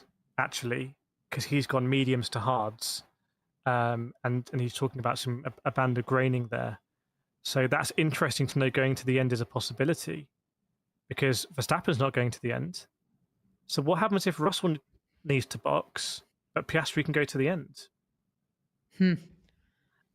Yeah. Might we see an Oscar Piastri victory? It's too soon to tell. We still have 30 laps for a safety car to appear as well. So We do. I'm kind of assuming it won't, but you've said, I think 88% chance or very high. Yeah. Do we think that, let's say there isn't a safety car and Oscar can go to the end? We know Lando's going to have to box again. He's not going to get to the end of the mediums.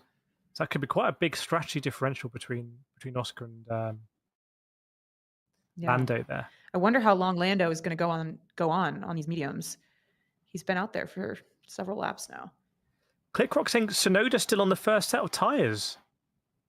Is that correct? I mean, he's got, that would make sense because in P11 he started right near the back. But 41 laps on the hards.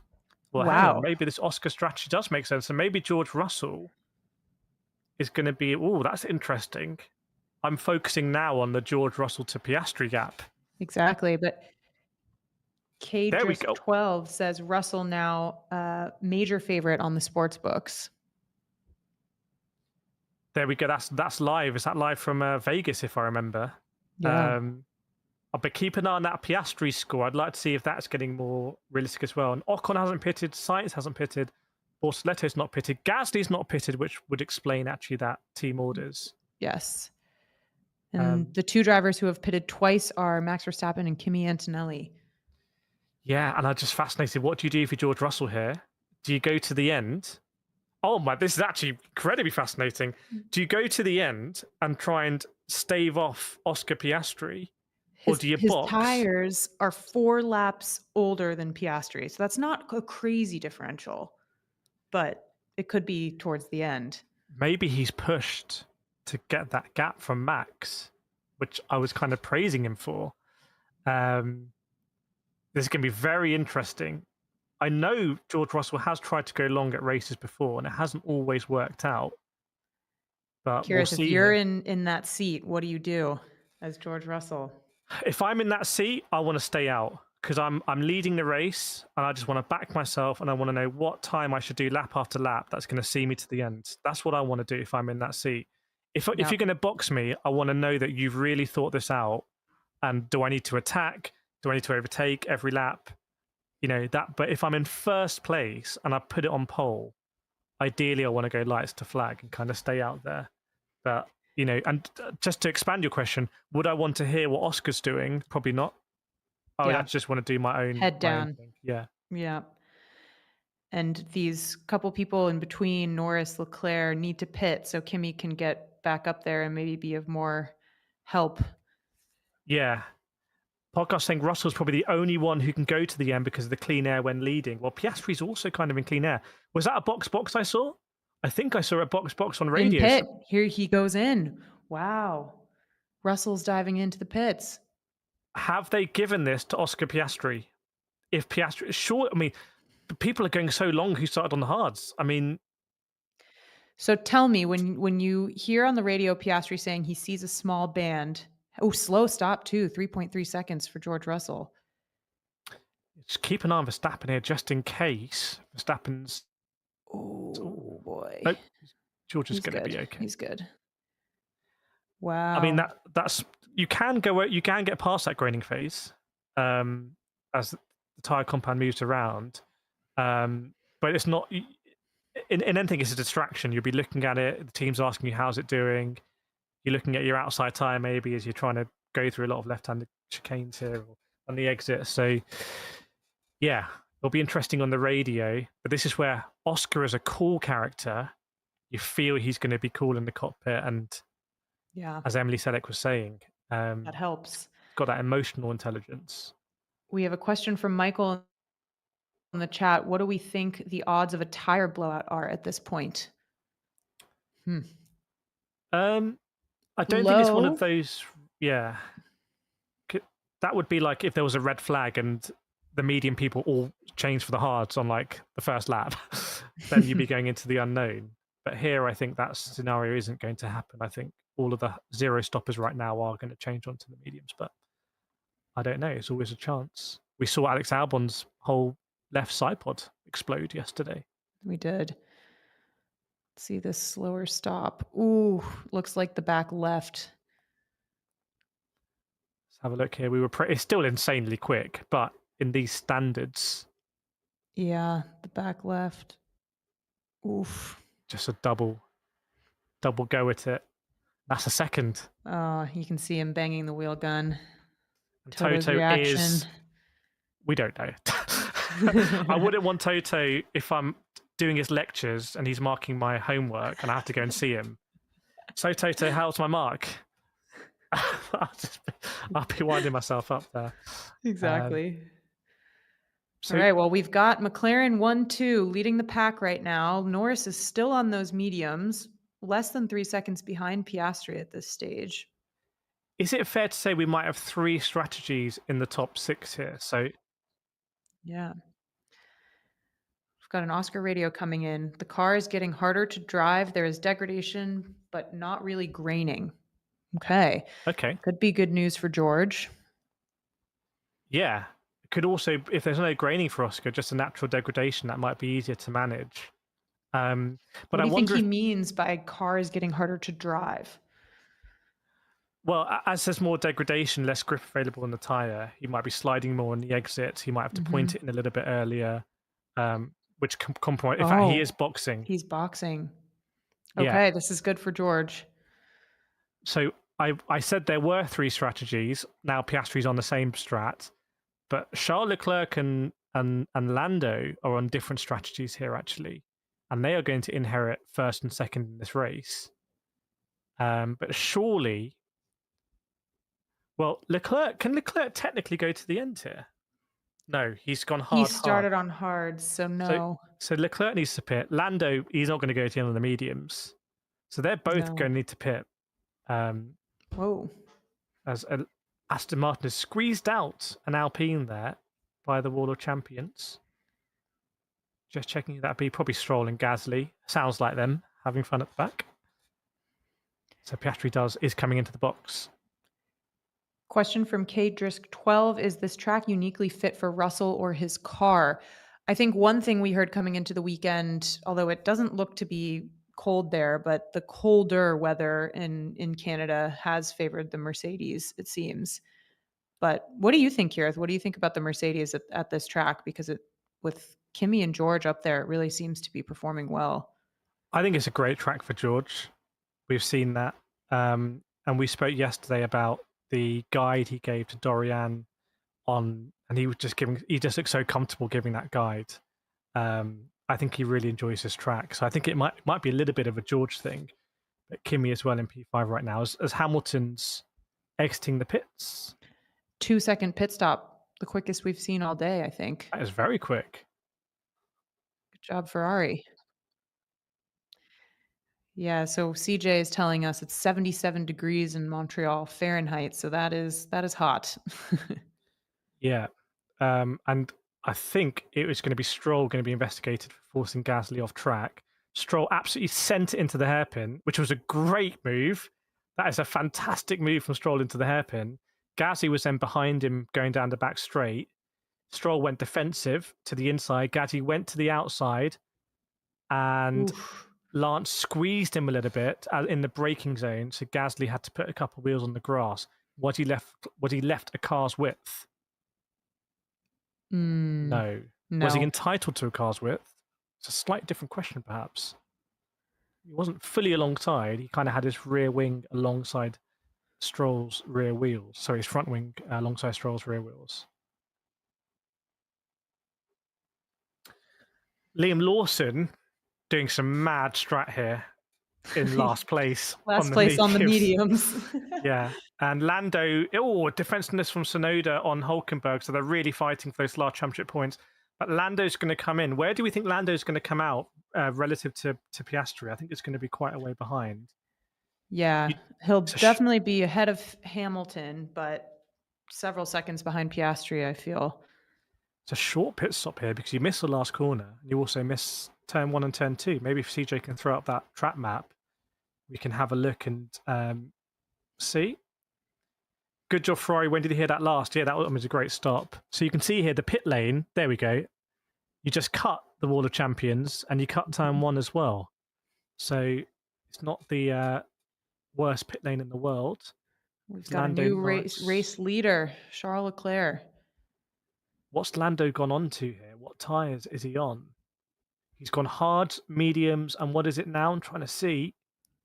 Can't see it yet. I'm fascinated. Hards. Okay. I thought there's a chance he might want to go mediums, but he's probably used like quite a few mediums qualifying, so he's gone to the hards. Hopefully he can warm those up quickly. Let's see, how far behind Piastri is he at this stage? Do you think if Max Verstappen ends up with a P2 here, that will be phenomenal? Actually? Yes, there will be. Although I'm sort of rooting for a Kimi Antonelli P2. Yeah, 1.8 seconds behind, and I think fresher tyres slightly than Max as well. But that's a battle that I would love to see, and it will be for meaningful points as well. It will be. I was just seeing though the tire. Oh no! Retirement for someone. It's a yellow flag. I don't think it's going to be a safety car because he's pulled off and gone behind the barrier. Slightly surprised. This is at the hairpin. Yeah. There's a track hazard, they're saying. So has something come off again? No, green flag now. Okay, so they can continue racing. Oh, that would have shaken things up. Yeah. A nicely timed safety car. Damn, Alex Albon, for your very tidy and considerate pulling off behind the barrier there. But shame there for Alex Albon because the mechanics did some wizardry yesterday to keep him in qualifying was, whoa. I'd see a documentary on that. I know Red Bull did one for when Max Verstappen crashed on the formation lap, and I was glued for all of that. Chai saying groundhog ? Unconfirmed. We'll have to see. And JG in Race Centre Live saying, have all 20 drivers finished the races here? Yeah, I'm pretty sure they have. I don't think there's any. Yes, I'll go out on limb and say absolutely yes. But do you mean like, has there been a race where all 20 have finished? I think also yes. I think, yeah. Was there a race with no DNFs? I believe there was one. We'll have to check that. Looks like we have a 10-second time penalty for Stroll for that incident we were looking at where he pushed the Alpine wide onto the grass. Honestly, not the best weekend for last Stroll. You can't really sugarcoat it. Especially with Fernando Alonso all the way up there in P8. I'm feeling things return or restore to their natural order, though, with Alonso being back up in the points, because the start to the season for him was really tough to watch. Yes. Talk about retirements. I mean, he couldn't really finish a race. Alonso tends to fall out with teams in kind of his second, third year. So I was worried that might happen. And there were rumours, these are not official motorsport rumours, there were rumours that he was talking with Alpine. Flavio Briatore back in some capacity at Alpine. And people were saying, surely not, Fernando. Surely you've been to Alpine enough times. Return to Alpine again. Yeah. It's like Star Wars movies. It's just, I think we're okay. Bortoletto's in. That might be the first stop for Bortoletto. I think it was. I think he was on 47 laps on those tires. Yeah. So that's interesting intel, able to go that long on the hard tyre. I don't know what's happened with Liam Lawson. I don't understand that strategy. No. unless that is the strategy where you start on the hards and you do a one stop on mediums. So I guess Bortoleto will be doing that strat as well. Welcome, Alfred from Uganda. Great to have you on board with us.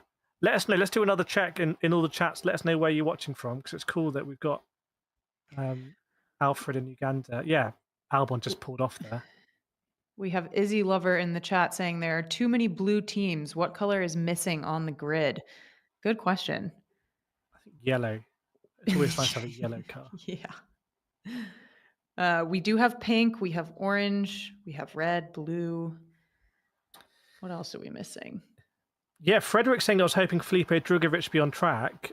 Drugovich driving the hypercar at the moment. I did interview Felipe Drugovich, and I said to him, I think you're probably one of the fast drivers in the world who's not in Formula One. He's very laid back, though, and I just wonder if his personality is just he's very laid back. F2 champion, but maybe that's why he hasn't appeared in the Aston Martin yet. But it'll be great to see Felipe. North Carolina, USA, SoCal, Fallbrook, California as well. And Wales. They say Wales is the California of the UK, the West Coast. Similar weather. It's the first time I've ever heard that. Yeah. Memphis, Tennessee Memphis, as well. Tennessee. I love that. Frederick saying, I love Flavio. Don't hate me. Flavio might be one of the most controversial figures in the F1 paddock. Yeah. Talk about defining opinion. Leclerc getting sassy on the radio. What are we waiting for to stop? We don't want to do too many laps on the mediums. We don't do too many laps on the mediums, so they want to extend their hard tire stint. But Leclerc saying the medium tire for him is a good tire. And there are only 18 laps to go. Yeah, I think the medium has done that. We saw, I don't know how many laps Lando did on that tire, but something around that. And the cars are lighter as well.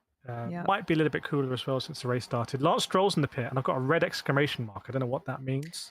That means his 10-second time penalty. I actually love that new graphic this year. They have a yellow exclamation point if something's under review and a red exclamation point if they've been given a penalty. That's very nice. That's a nice addition. Helpful to see. Yeah, it looks great. Amy looked away for a minute, and Oscar and Lando is P5 and P6. What happened? Well, keep watching, Amy, because it's Piastri is 7/10 behind Kimi Antonelli now with a lot fresher tyres.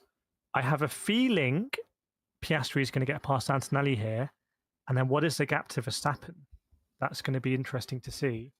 Charles Leclerc is going very long. We have a couple of New Yorkers in the house here. Nice. Maybe they can be around the premiere. I don't know if it's like in London, you can see all the stars arrive. Is that in Times Square? Do you premiere? Times Square. Nice. Best place in New York City. And I hope they pull up in an F1 car. Same. I saw Damson Idris did at the Met Gala. Yeah. That was one of the coolest arrivals I've seen. They did such a good job with that. The helmet, the suit that got ripped apart. So maybe Brad Pitt this time. Leclerc's into the pits. Yeah. So he will be going on that medium. Very interesting to see where he comes out. Medium's coming on. Shai saying Piastri radio, Leclerc no threat for winning, as we know now. Fight is between you, Verstappen, Russell, and Antonelli. Okay. Ooh. So Piastri. So just hello to Kobus from South Africa.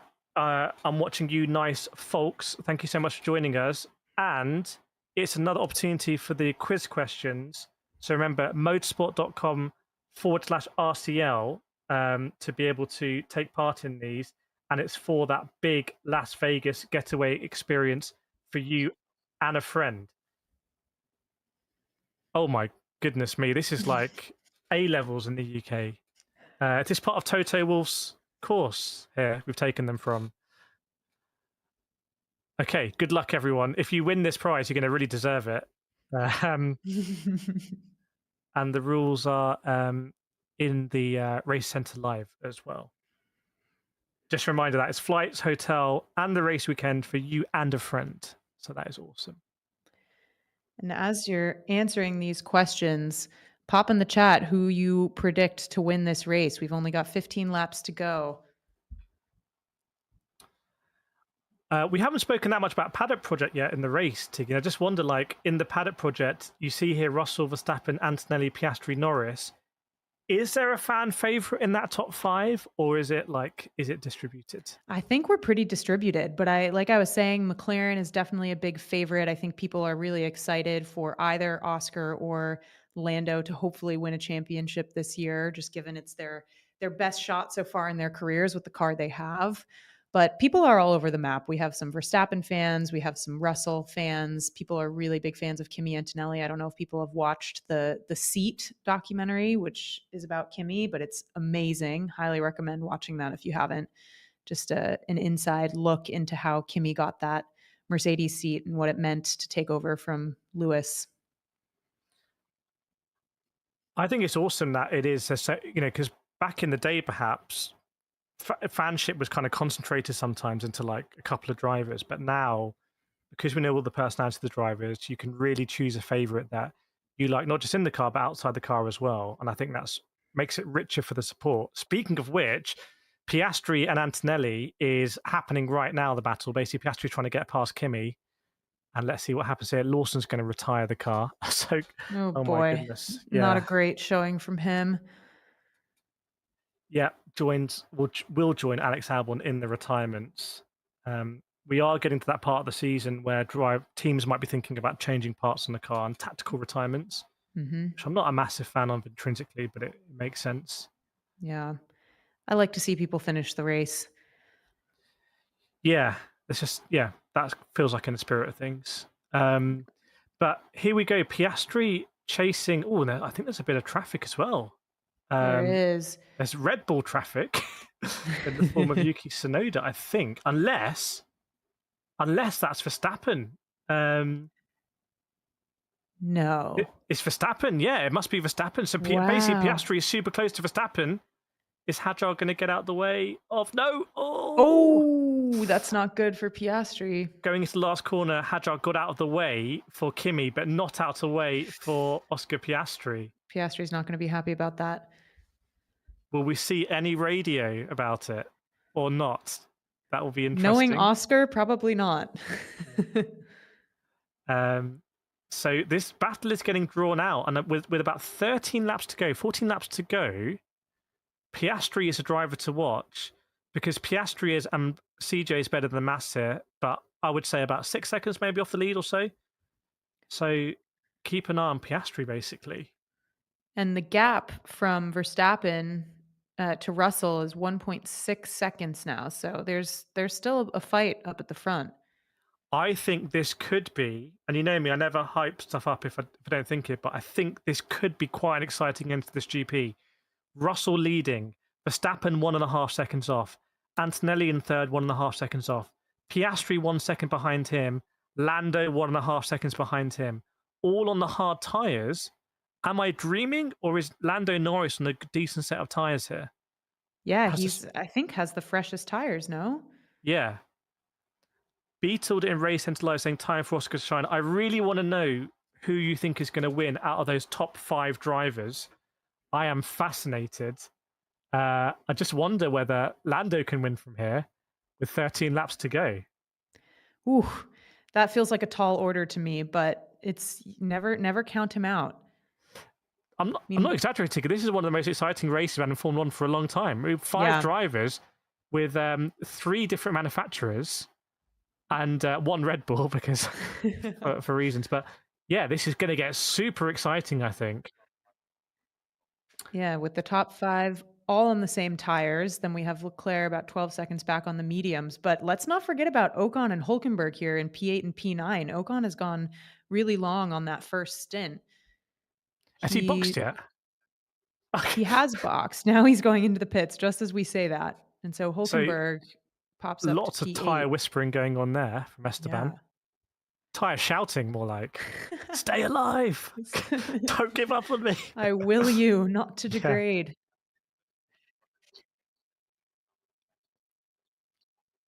So, because there is 1.6 seconds between Russell and Verstappen, we're going to throw up some still images here from Motorsport of what happened last time out in Spain when the roles were reversed. George Russell, and things got spicy on the radio. I can barely believe it. So These George, quotes. yeah, that's how Max goes racing, and then Max, whoa. Well, bring some tissues next time. You know what? I'm looking at Lando here. I'm looking at Lando. Jeffrey says, "How is Fastest everyone lap. feeling about?" Yes. Would be interesting if he was on the mediums. Actually, they Yeah. arguably had an option. What do we think about McLaren Oh my goodness! Yeah, team orders? papaya rules. Is this a situation in which McLaren would let Norris through on quicker tires my days. to get a podium? So Norris is within he's in DRS of Piastri on fresher tires, even though he started way down the grid. He's in DRS as we speak on the back straight. It looks like he might be trying to cool the tires down though. Surely he's going to be on the radio saying, "I'm faster than Oscar. I can win this race." You would say it. Yeah, CJ's pulled it up. It's tight at the top. Yeah. I don't know what's going to happen here. Everyone's been saying they're going to come together eventually, and I've been like, I'm not sure they ever will. But now, well, who's in Las Vegas in front of the sports screen? What's the odds here? Let us know. But yeah, if you're on the McLaren pit wall, what do? Do you let them race and hope that they don't take each other out because you have some breathing room in the constructors? Or do you give the team orders to let Lando by, who's clearly on quicker tires? If you let them race, you give up a podium, in my view. Yeah. So, and you've mentioned, about constructors. Thomas says time to bring out the popcorn. Beetle, time for Oscar to shine. Is Carlos sneaking his way to the top 10? Potentially. He's just half a second behind Ocon. DRS, Ocon's yeah. super fresh tyres. I'm a bit surprised Piastri was close to Antonelli, and that little bit of traffic seems to... Oh, my God, they're close now. The McLarens are close. Less than 0.5 of a second. Yeah, this might be the moment. This will be the pictures if it happens. CJ will bring you up on the next stream if they come together. Two number one drivers. This is what you get. This is what you get. And I think there are pros to McLaren playing the team game, but there are also obvious cons to that if you're not able to give team orders when it's necessary. Especially as there's an actual podium on the line here. But that Lando on the radio. If there was a safety car, we would have a free stop. Would you take it for a soft? Yep. Cool. He's sounding cool, calm, and collected right now. I'm surprised I think they have a free stop when Leclerc is 12 seconds behind. Yeah. That's with tight. a safety car. I guess it's usually about 9 seconds, right? Yeah. Lawson being investigated after retiring for ignoring blue flags. Maybe it was actually Lawson and not Hadjar who was in front of Kimi and Oscar into the last corner here. But yeah, I mean, this wouldn't happen if you had Verstappen and Tsunoda. No. Verstappen would be way through. And I think this isn't great for either of their tires. The longer you let this happen, the less of a chance of a podium there is for either car. And we have seen this before from McLaren, and they have been criticised for not making that clear decision. But it's almost you can't win, because if they make the decision, it's team orders, as I said earlier. And if they don't, they're not aggressive on the strategy. Nope. And it's almost Lando doesn't. I mean, the other thing I want to say is that if Lando does overtake Piastri and then get a podium, that's it's all about between them in the Drivers' Championship. Like, there's no way Oscar will want to let that go. It's 10 points right now. Yeah, just 10 points. That's a swing. Would be a swing between them. And as it stands, it's Piastri going to extend. So they're coming through the hairpin now. Oh my! They almost touch. Okay, Lando back on the radio. This is Lando's super close in the hairpin there. Arguably too close, actually. You might have had to lift off. I'm very interested. Goes for the inside into last corner, backs out. We'll have another DRS into turn one. It's happening, everyone. Put your What do papaya you- emojis everywhere. What are you doing on the pit wall if you're McLaren right now? Well, you're calling Zach Brown, who's on his private jet from Le Mans to New York, and you can't quite reach him. Calling team radio. So Andre Stella is gonna, surely this is the moment you get on the team radio, which is not really procedure apart from in Valtteri, this is James, these sort of moments. So there's a crash written here. I can see papayas appearing.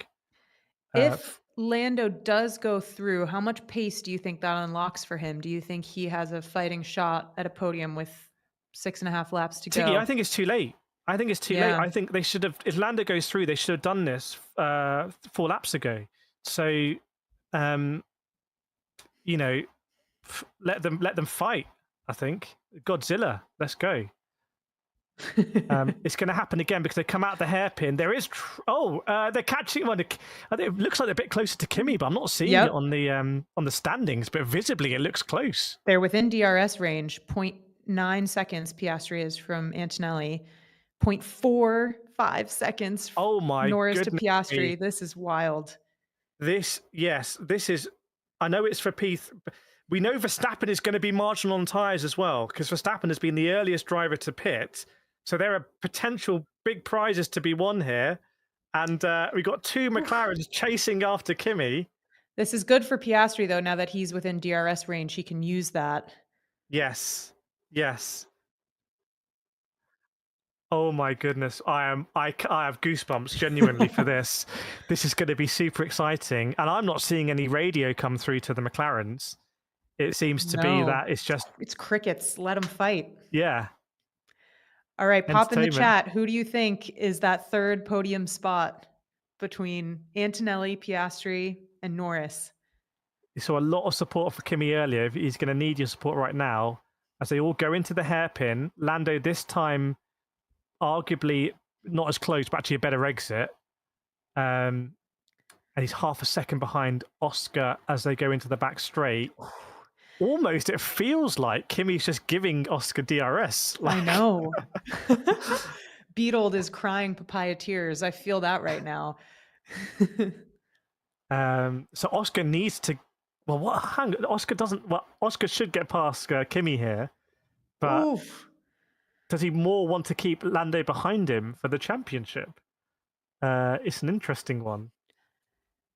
So if he puts too much pressure on Kimi, he might lose time fighting with Kimi. Yeah. But that said, the reward of getting past Kimi is a podium, yes, but also Kimi being able to defend against Lando, and that will slow Lando down as well. Yeah. But I do wonder in terms of the odds whether Oscar would be like, whatever position I finish ahead of Lando, I'll take that. That's better. Like if you offered me, than the risk of. So the Kimi situation here is really interesting, but it looks like Piastri's getting closer, and I think it's going to happen before the end of the race. And Max Verstappen is not that much further up the road, just 2 seconds. Oof, this is wild. We only have about 5 laps to go here. Shelby 0.3 seconds. Yeah, it's close, and I wonder if it's going to be a double DRS. I mean, this is this is the best of Formula One right here. This is. And I sort of love McLaren for not giving any team orders here. This is giving us a show worth watching. I massively rate that, actually. I massively rate it. I have a feeling... Project Discord is going off. I've never been so stressed. Oh my God, I feel sick. Real, I'm asthmatic. It doesn't matter which driver you support here. You're all going to be feeling the same way. Rooting for Kimi.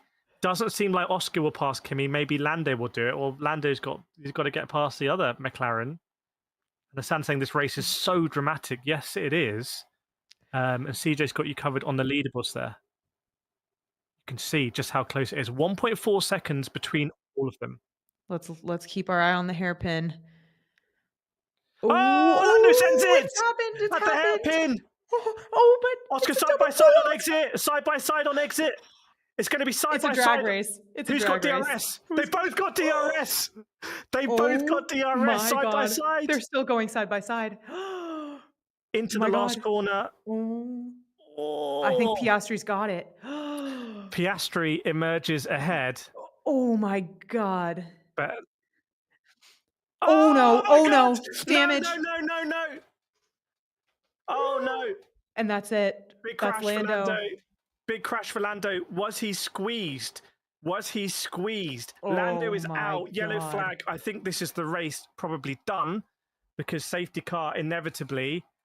This is the moment. It's all happened, everyone. So We've been waiting for this all season. Tiggy, I was like, it was all a blur to me. What did you see there? Because I thought they'd had their moment and Piastri was ahead. They had, but I think then Lando came right up on the inside and they just touched, and it looks like Lando's front wing just totally off in that Any left damage tire. for Oscar? I'm having a look. Oof. Chat everywhere at Race Centre Live. We want your hot takes. I want your hot takes here. Well, that was stupid. Yeah. Oh no. McLaren, do you think they'll learn from this? Oh, they're going to get crucified here. They're going to get crucified because Lando was obviously in position to overtake, and this is why you can use team orders and say, look, Lando, you go ahead, and you've got 4 laps to get Kimi done, and if you don't, we'll swap it back. And we'll all moan and grumble a little bit, but we'll respect the smarts of doing that. We're having a look at replay We're here. getting the replay. So it was side by side out of the hairpin, which was incredible. Oh, a lot of squeezing going on. Lando pulls ahead. Backs out. Then backs out. And then in the Wall of Champions, Lando's behind. And he must go again up the inside, which seems kind of... I think I think it was Lando. He just hit him, no? I think Lando might have, as Tiki says, run into Oscar here. This is the onboard of Lando, so this will be the proof. Let's have a look. It doesn't look to me like Oscar's done anything wrong. You can know that's silly. You can't go in a gap. Why did he do there. that? There was not a car's width. So basically, Oscar's going down the straight. He's ahead. Oh, all my fault. Unlucky. Sorry. Stupid for me. Okay. So Lando knows that was his fault. Yeah, he's going into they're all going like this. It's like you can't go into that closing gap. I'm just really surprised that he's decided to do that. Wow. Almost it just shows you how much is at stake here and how much pressure they're both under, especially Lando. Like every single point counts here. I mean, that's terrible for Lando's championship chances. And I just, you know how the Sochi thing stayed with Lando for a long time, which wasn't his fault, but like not going onto the right tire and Hamilton winning. I'm worried this is going to stick with Lando as like when people think of Lando, it's like, oh, he can't overtake at the right times because of this one incident, which I don't think would be fair.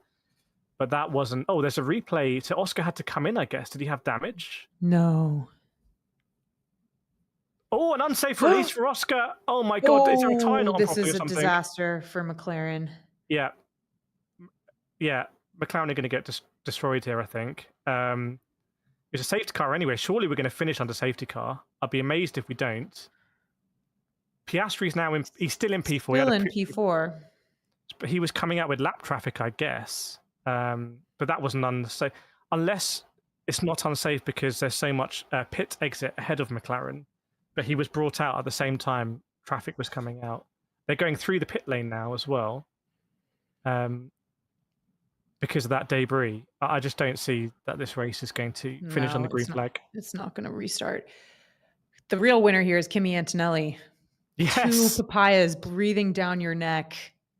0.3 seconds back, and he manages to get his podium.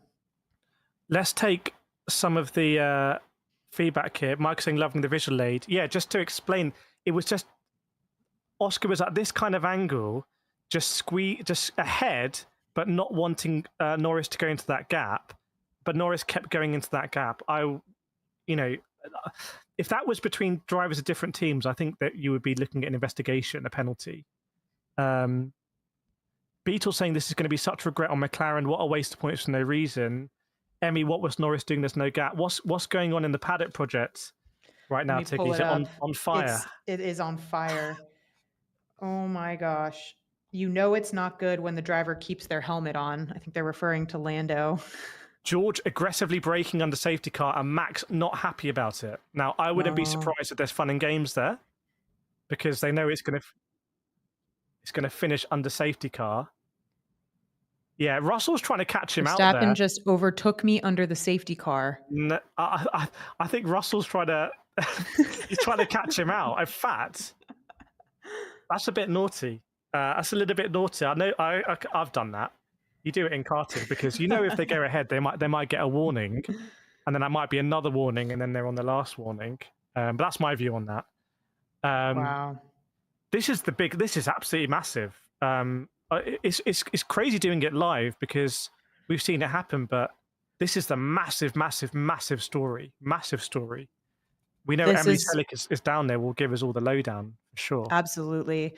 Yeah, McLaren, I think are gonna learn from this. I mean, like we were saying, they've been playing the team game, papaya rules. We let everybody fight, but I think they were super close to a podium and double points. Really good haul for them this race, and yeah, this is not a good situation for them. I'm sure some people in chat will say it's entirely predictable. By the way, my view on Russell Verstappen, I think the FIA need to step in here and need to have a meeting with both of them because there's clearly the needle is getting. As someone who likes all of this, I don't like it being all too team friendly, but I think it's actually spilling over. And I know when I go down to my kart track, I'll see kids doing this kind of thing because we all see it on TV. You need an adult in the room to step in. Yes. Yeah. And I'm not sure Christian Horner and Toto Wolff are going to provide that if they're also in the meeting. No, I think there might need to be an adult in the room for them as well. Adult. Yeah. Yes. I think we are going to finish under safety car here. Yeah. Which we know Formula One don't like to do, but not like IndyCar, where I think IndyCar they make it happen. Formula E do added laps. We saw in WC last year at Spa, they just added on another 2 hours, which was insane. Well, let's discuss some of the bright spots here. So obviously a Kimi Antonelli podium, incredibly exciting for him. We have Alonso in the points, Nico Hulkenberg, P8, Esteban Ocon, P9, and Sainz, P10, rounding out that final point position. So we have some fun point sitters here, people I wouldn't have predicted.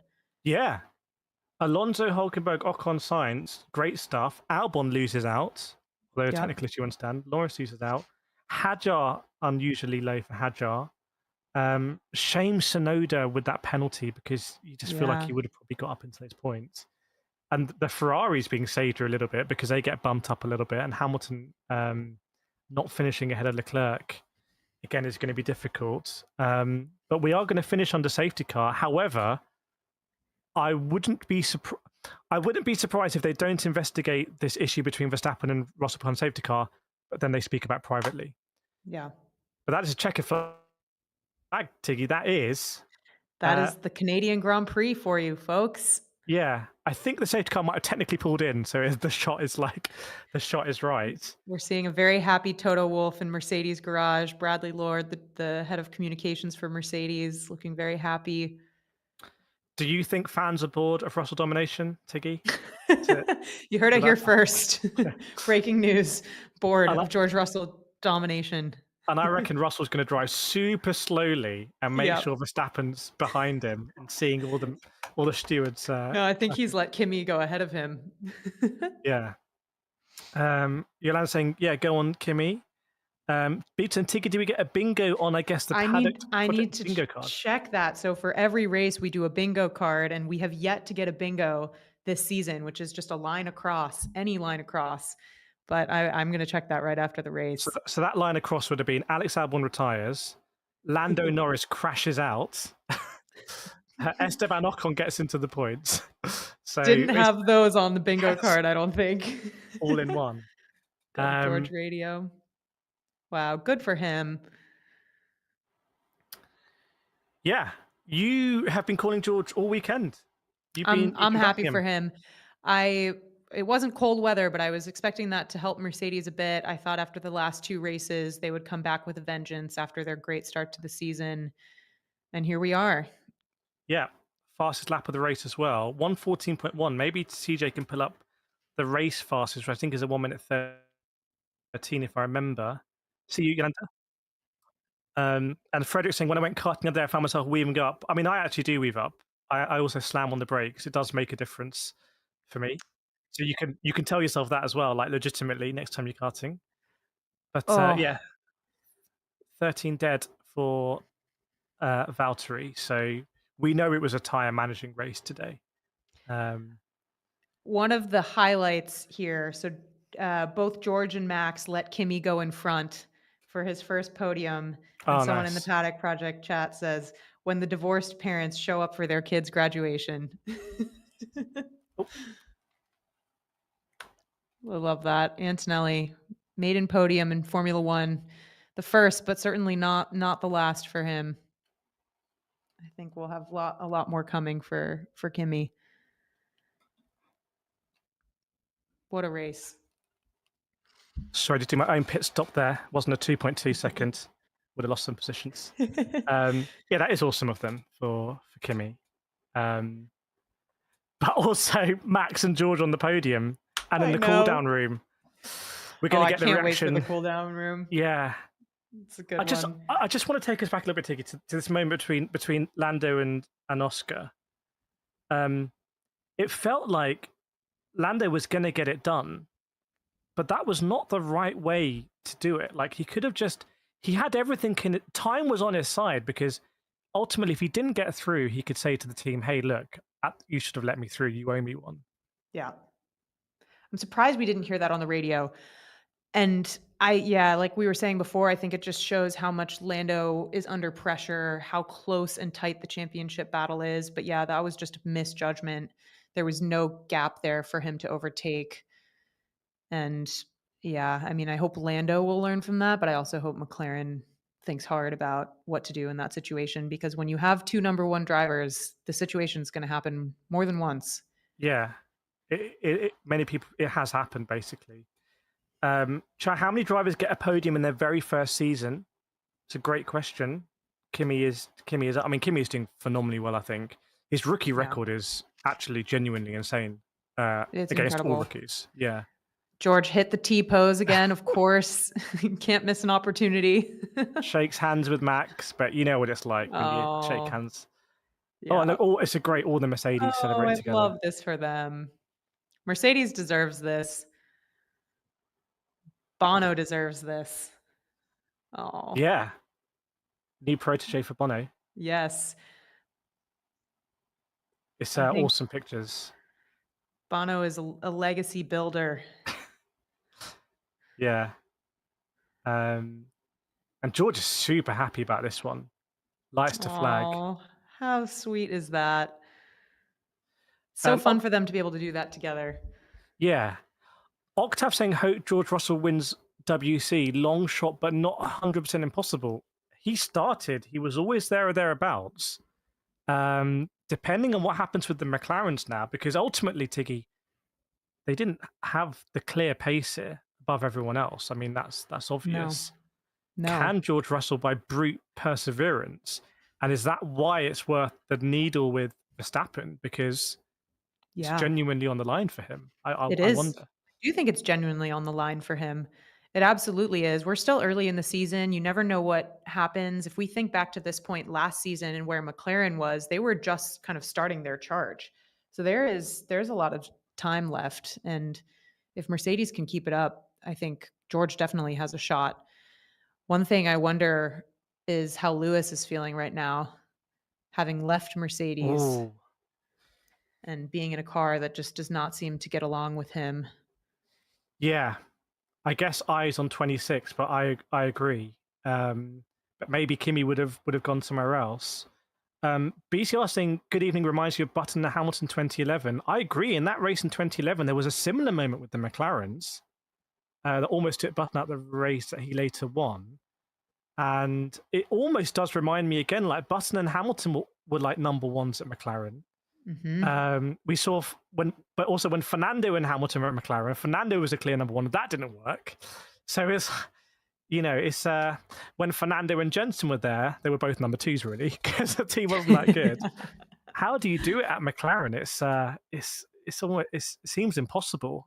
Seems impossible, but like we were saying, they have a cushion in constructors. So if that's really what they're playing for, then that still looks likely for them. But wouldn't you just want to deliver a drivers' championship to one of those drivers? Really having already got constructors, yeah. Sometimes if you try and get all not all three, or two of them, you might sacrifice one. You'll be aware, Tiggy, that McLaren and Zach and the team have talked for so long about when it happens, it happens. We know it's going to happen. It's not a problem. Well, let's see if they stick to that now. If they're going to be like, oh, we knew it was happening. And Stella tends to have that kind of mentality in front of the cameras, but McLaren's also very, it's a very data, technical driven team. Definitely. Really been at the forefront of that for a long time. Definitely. Yeah. Thanks, Chai. Thanks you, Kireth and Tiggy, for awesome race. Yeah, thank you so much. Thanks everyone shouting out. Myself and Tiggy, I really appreciate it. George Russell, we don't even need to describe how he looks. He's just classic George Russell, soaking it in. He's got, as we were saying yesterday, he's running for head boy position. Yes, and he's got it. He's got it. British UK Prime Minister next up. Well, I put at Las Vegas. I put a long bet on George Russell becoming BRDC, and then maybe FIA president in the future, because he's already been director of GPDA early doors, so he does actually like that. He does. Responsible citizen. I think they're probably going to go into the cool-down room shortly before they head up to the podium. What do you think about Max Verstappen? How's Max Verstappen going to take? I mean, the P2 is great. I think he'll be pleased with that. I think he'll be really pleased with that. Obviously, he doesn't like losing to someone, especially George Russell, but I think he'll be happy with the P2. Yeah, it's such an interesting. I thought this championship was going to be McLaren domination, but it's really not turning out like that. And maybe the flexi wing directive has changed things more than we thought. Just trying to circle back on a few things we talked about today as well, like Lance Stroll down in 17th, when it looks like Aston Martin have made real strides with the car. Do questions need to be asked there about, hey Lance, do you have full mobility, or is it acceptable to be that far apart from a teammate? I mean, it's happened at Red Bull, and it is acceptable, I guess, for Tsunoda to be off Max, but for Aston Martin, there's a different situation because he's the son of the owner. Yeah. But I think it would, like we were saying, it would be an elegant solution for them to have Lance shift over to a different series. Yeah. And drive the Premier Valkyrie car so they can spin it that way.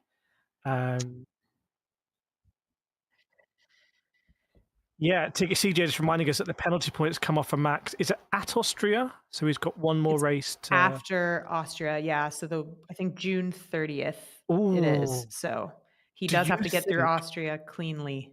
Now we think about George Russell kind of brake checking Max under the safety car. And then we go back yesterday, he said, I've got penalty points to play with. That looked odd to me. I know I've done the same thing. You just want to kind of, catch someone out. But but George doesn't have to do that. That would be disappointing. But I don't know. I don't know how deep this beef goes. It seems to be pretty deep. Let us know, chat, how deep you think the beef is. CJ, we need a graphic next time of how deep is the beef. Yeah, and like like the ocean, you see like the level, and then on the bottom is the ocean floor. Yeah.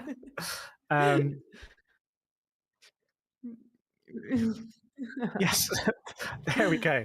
We've got it covered. And we're just seeing the tip of the iceberg of the beef, but I think there's a lot underneath the surface. I think Formula One. I mean, I'm sure you will see, Tiggy, before most people in the world, what happens in the Formula One movie. I'm sure there's the F1 movie. I'm sure there's a great storyline there.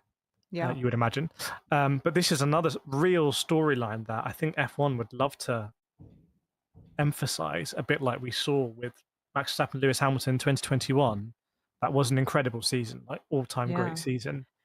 We can see George on the screen here signing Happy Father's Day to his dad. Oh, very nice. Sweet. Very sweet.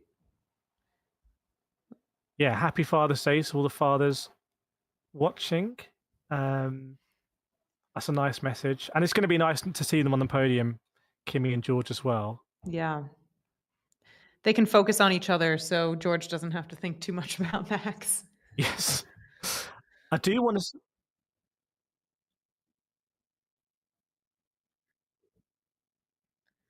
So Toto Wolff, actually some emotion, smashing the table in a good way. He's delighted. It doesn't get much better for him.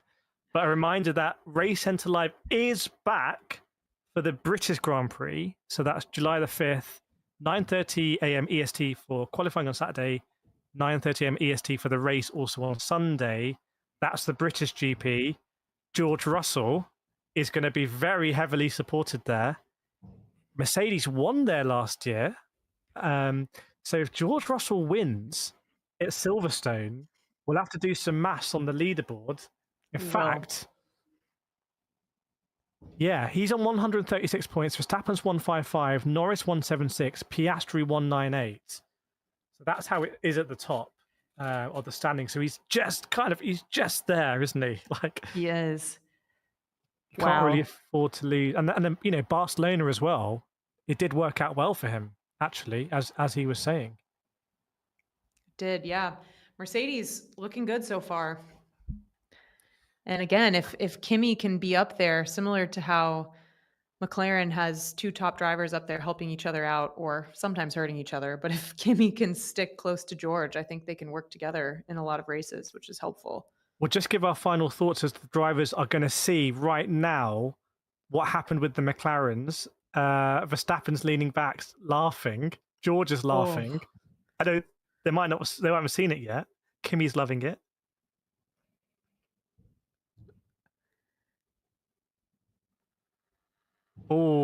They all surprised. Max is very surprised by it.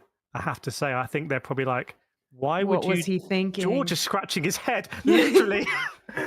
He's like, where is that gap? Yeah. He took the Ayrton Senna quote to its ultimate level there. There was some millimetre of a gap. So he is still a racing driver, Lando Norris, but there are going to be questions. Tiggy, any final thoughts from you as we are going to wrap up this incredible weekend in Race Centre Live? What a race. I think that was one of the best races we've had so far this season, just with the diversity of teams fighting at the front, the tire strategies, the McLaren situation, just a lot happening. And then, of course, Max always making us guess on how he's doing and whether or not his radios are real. So yeah, that was a fun one.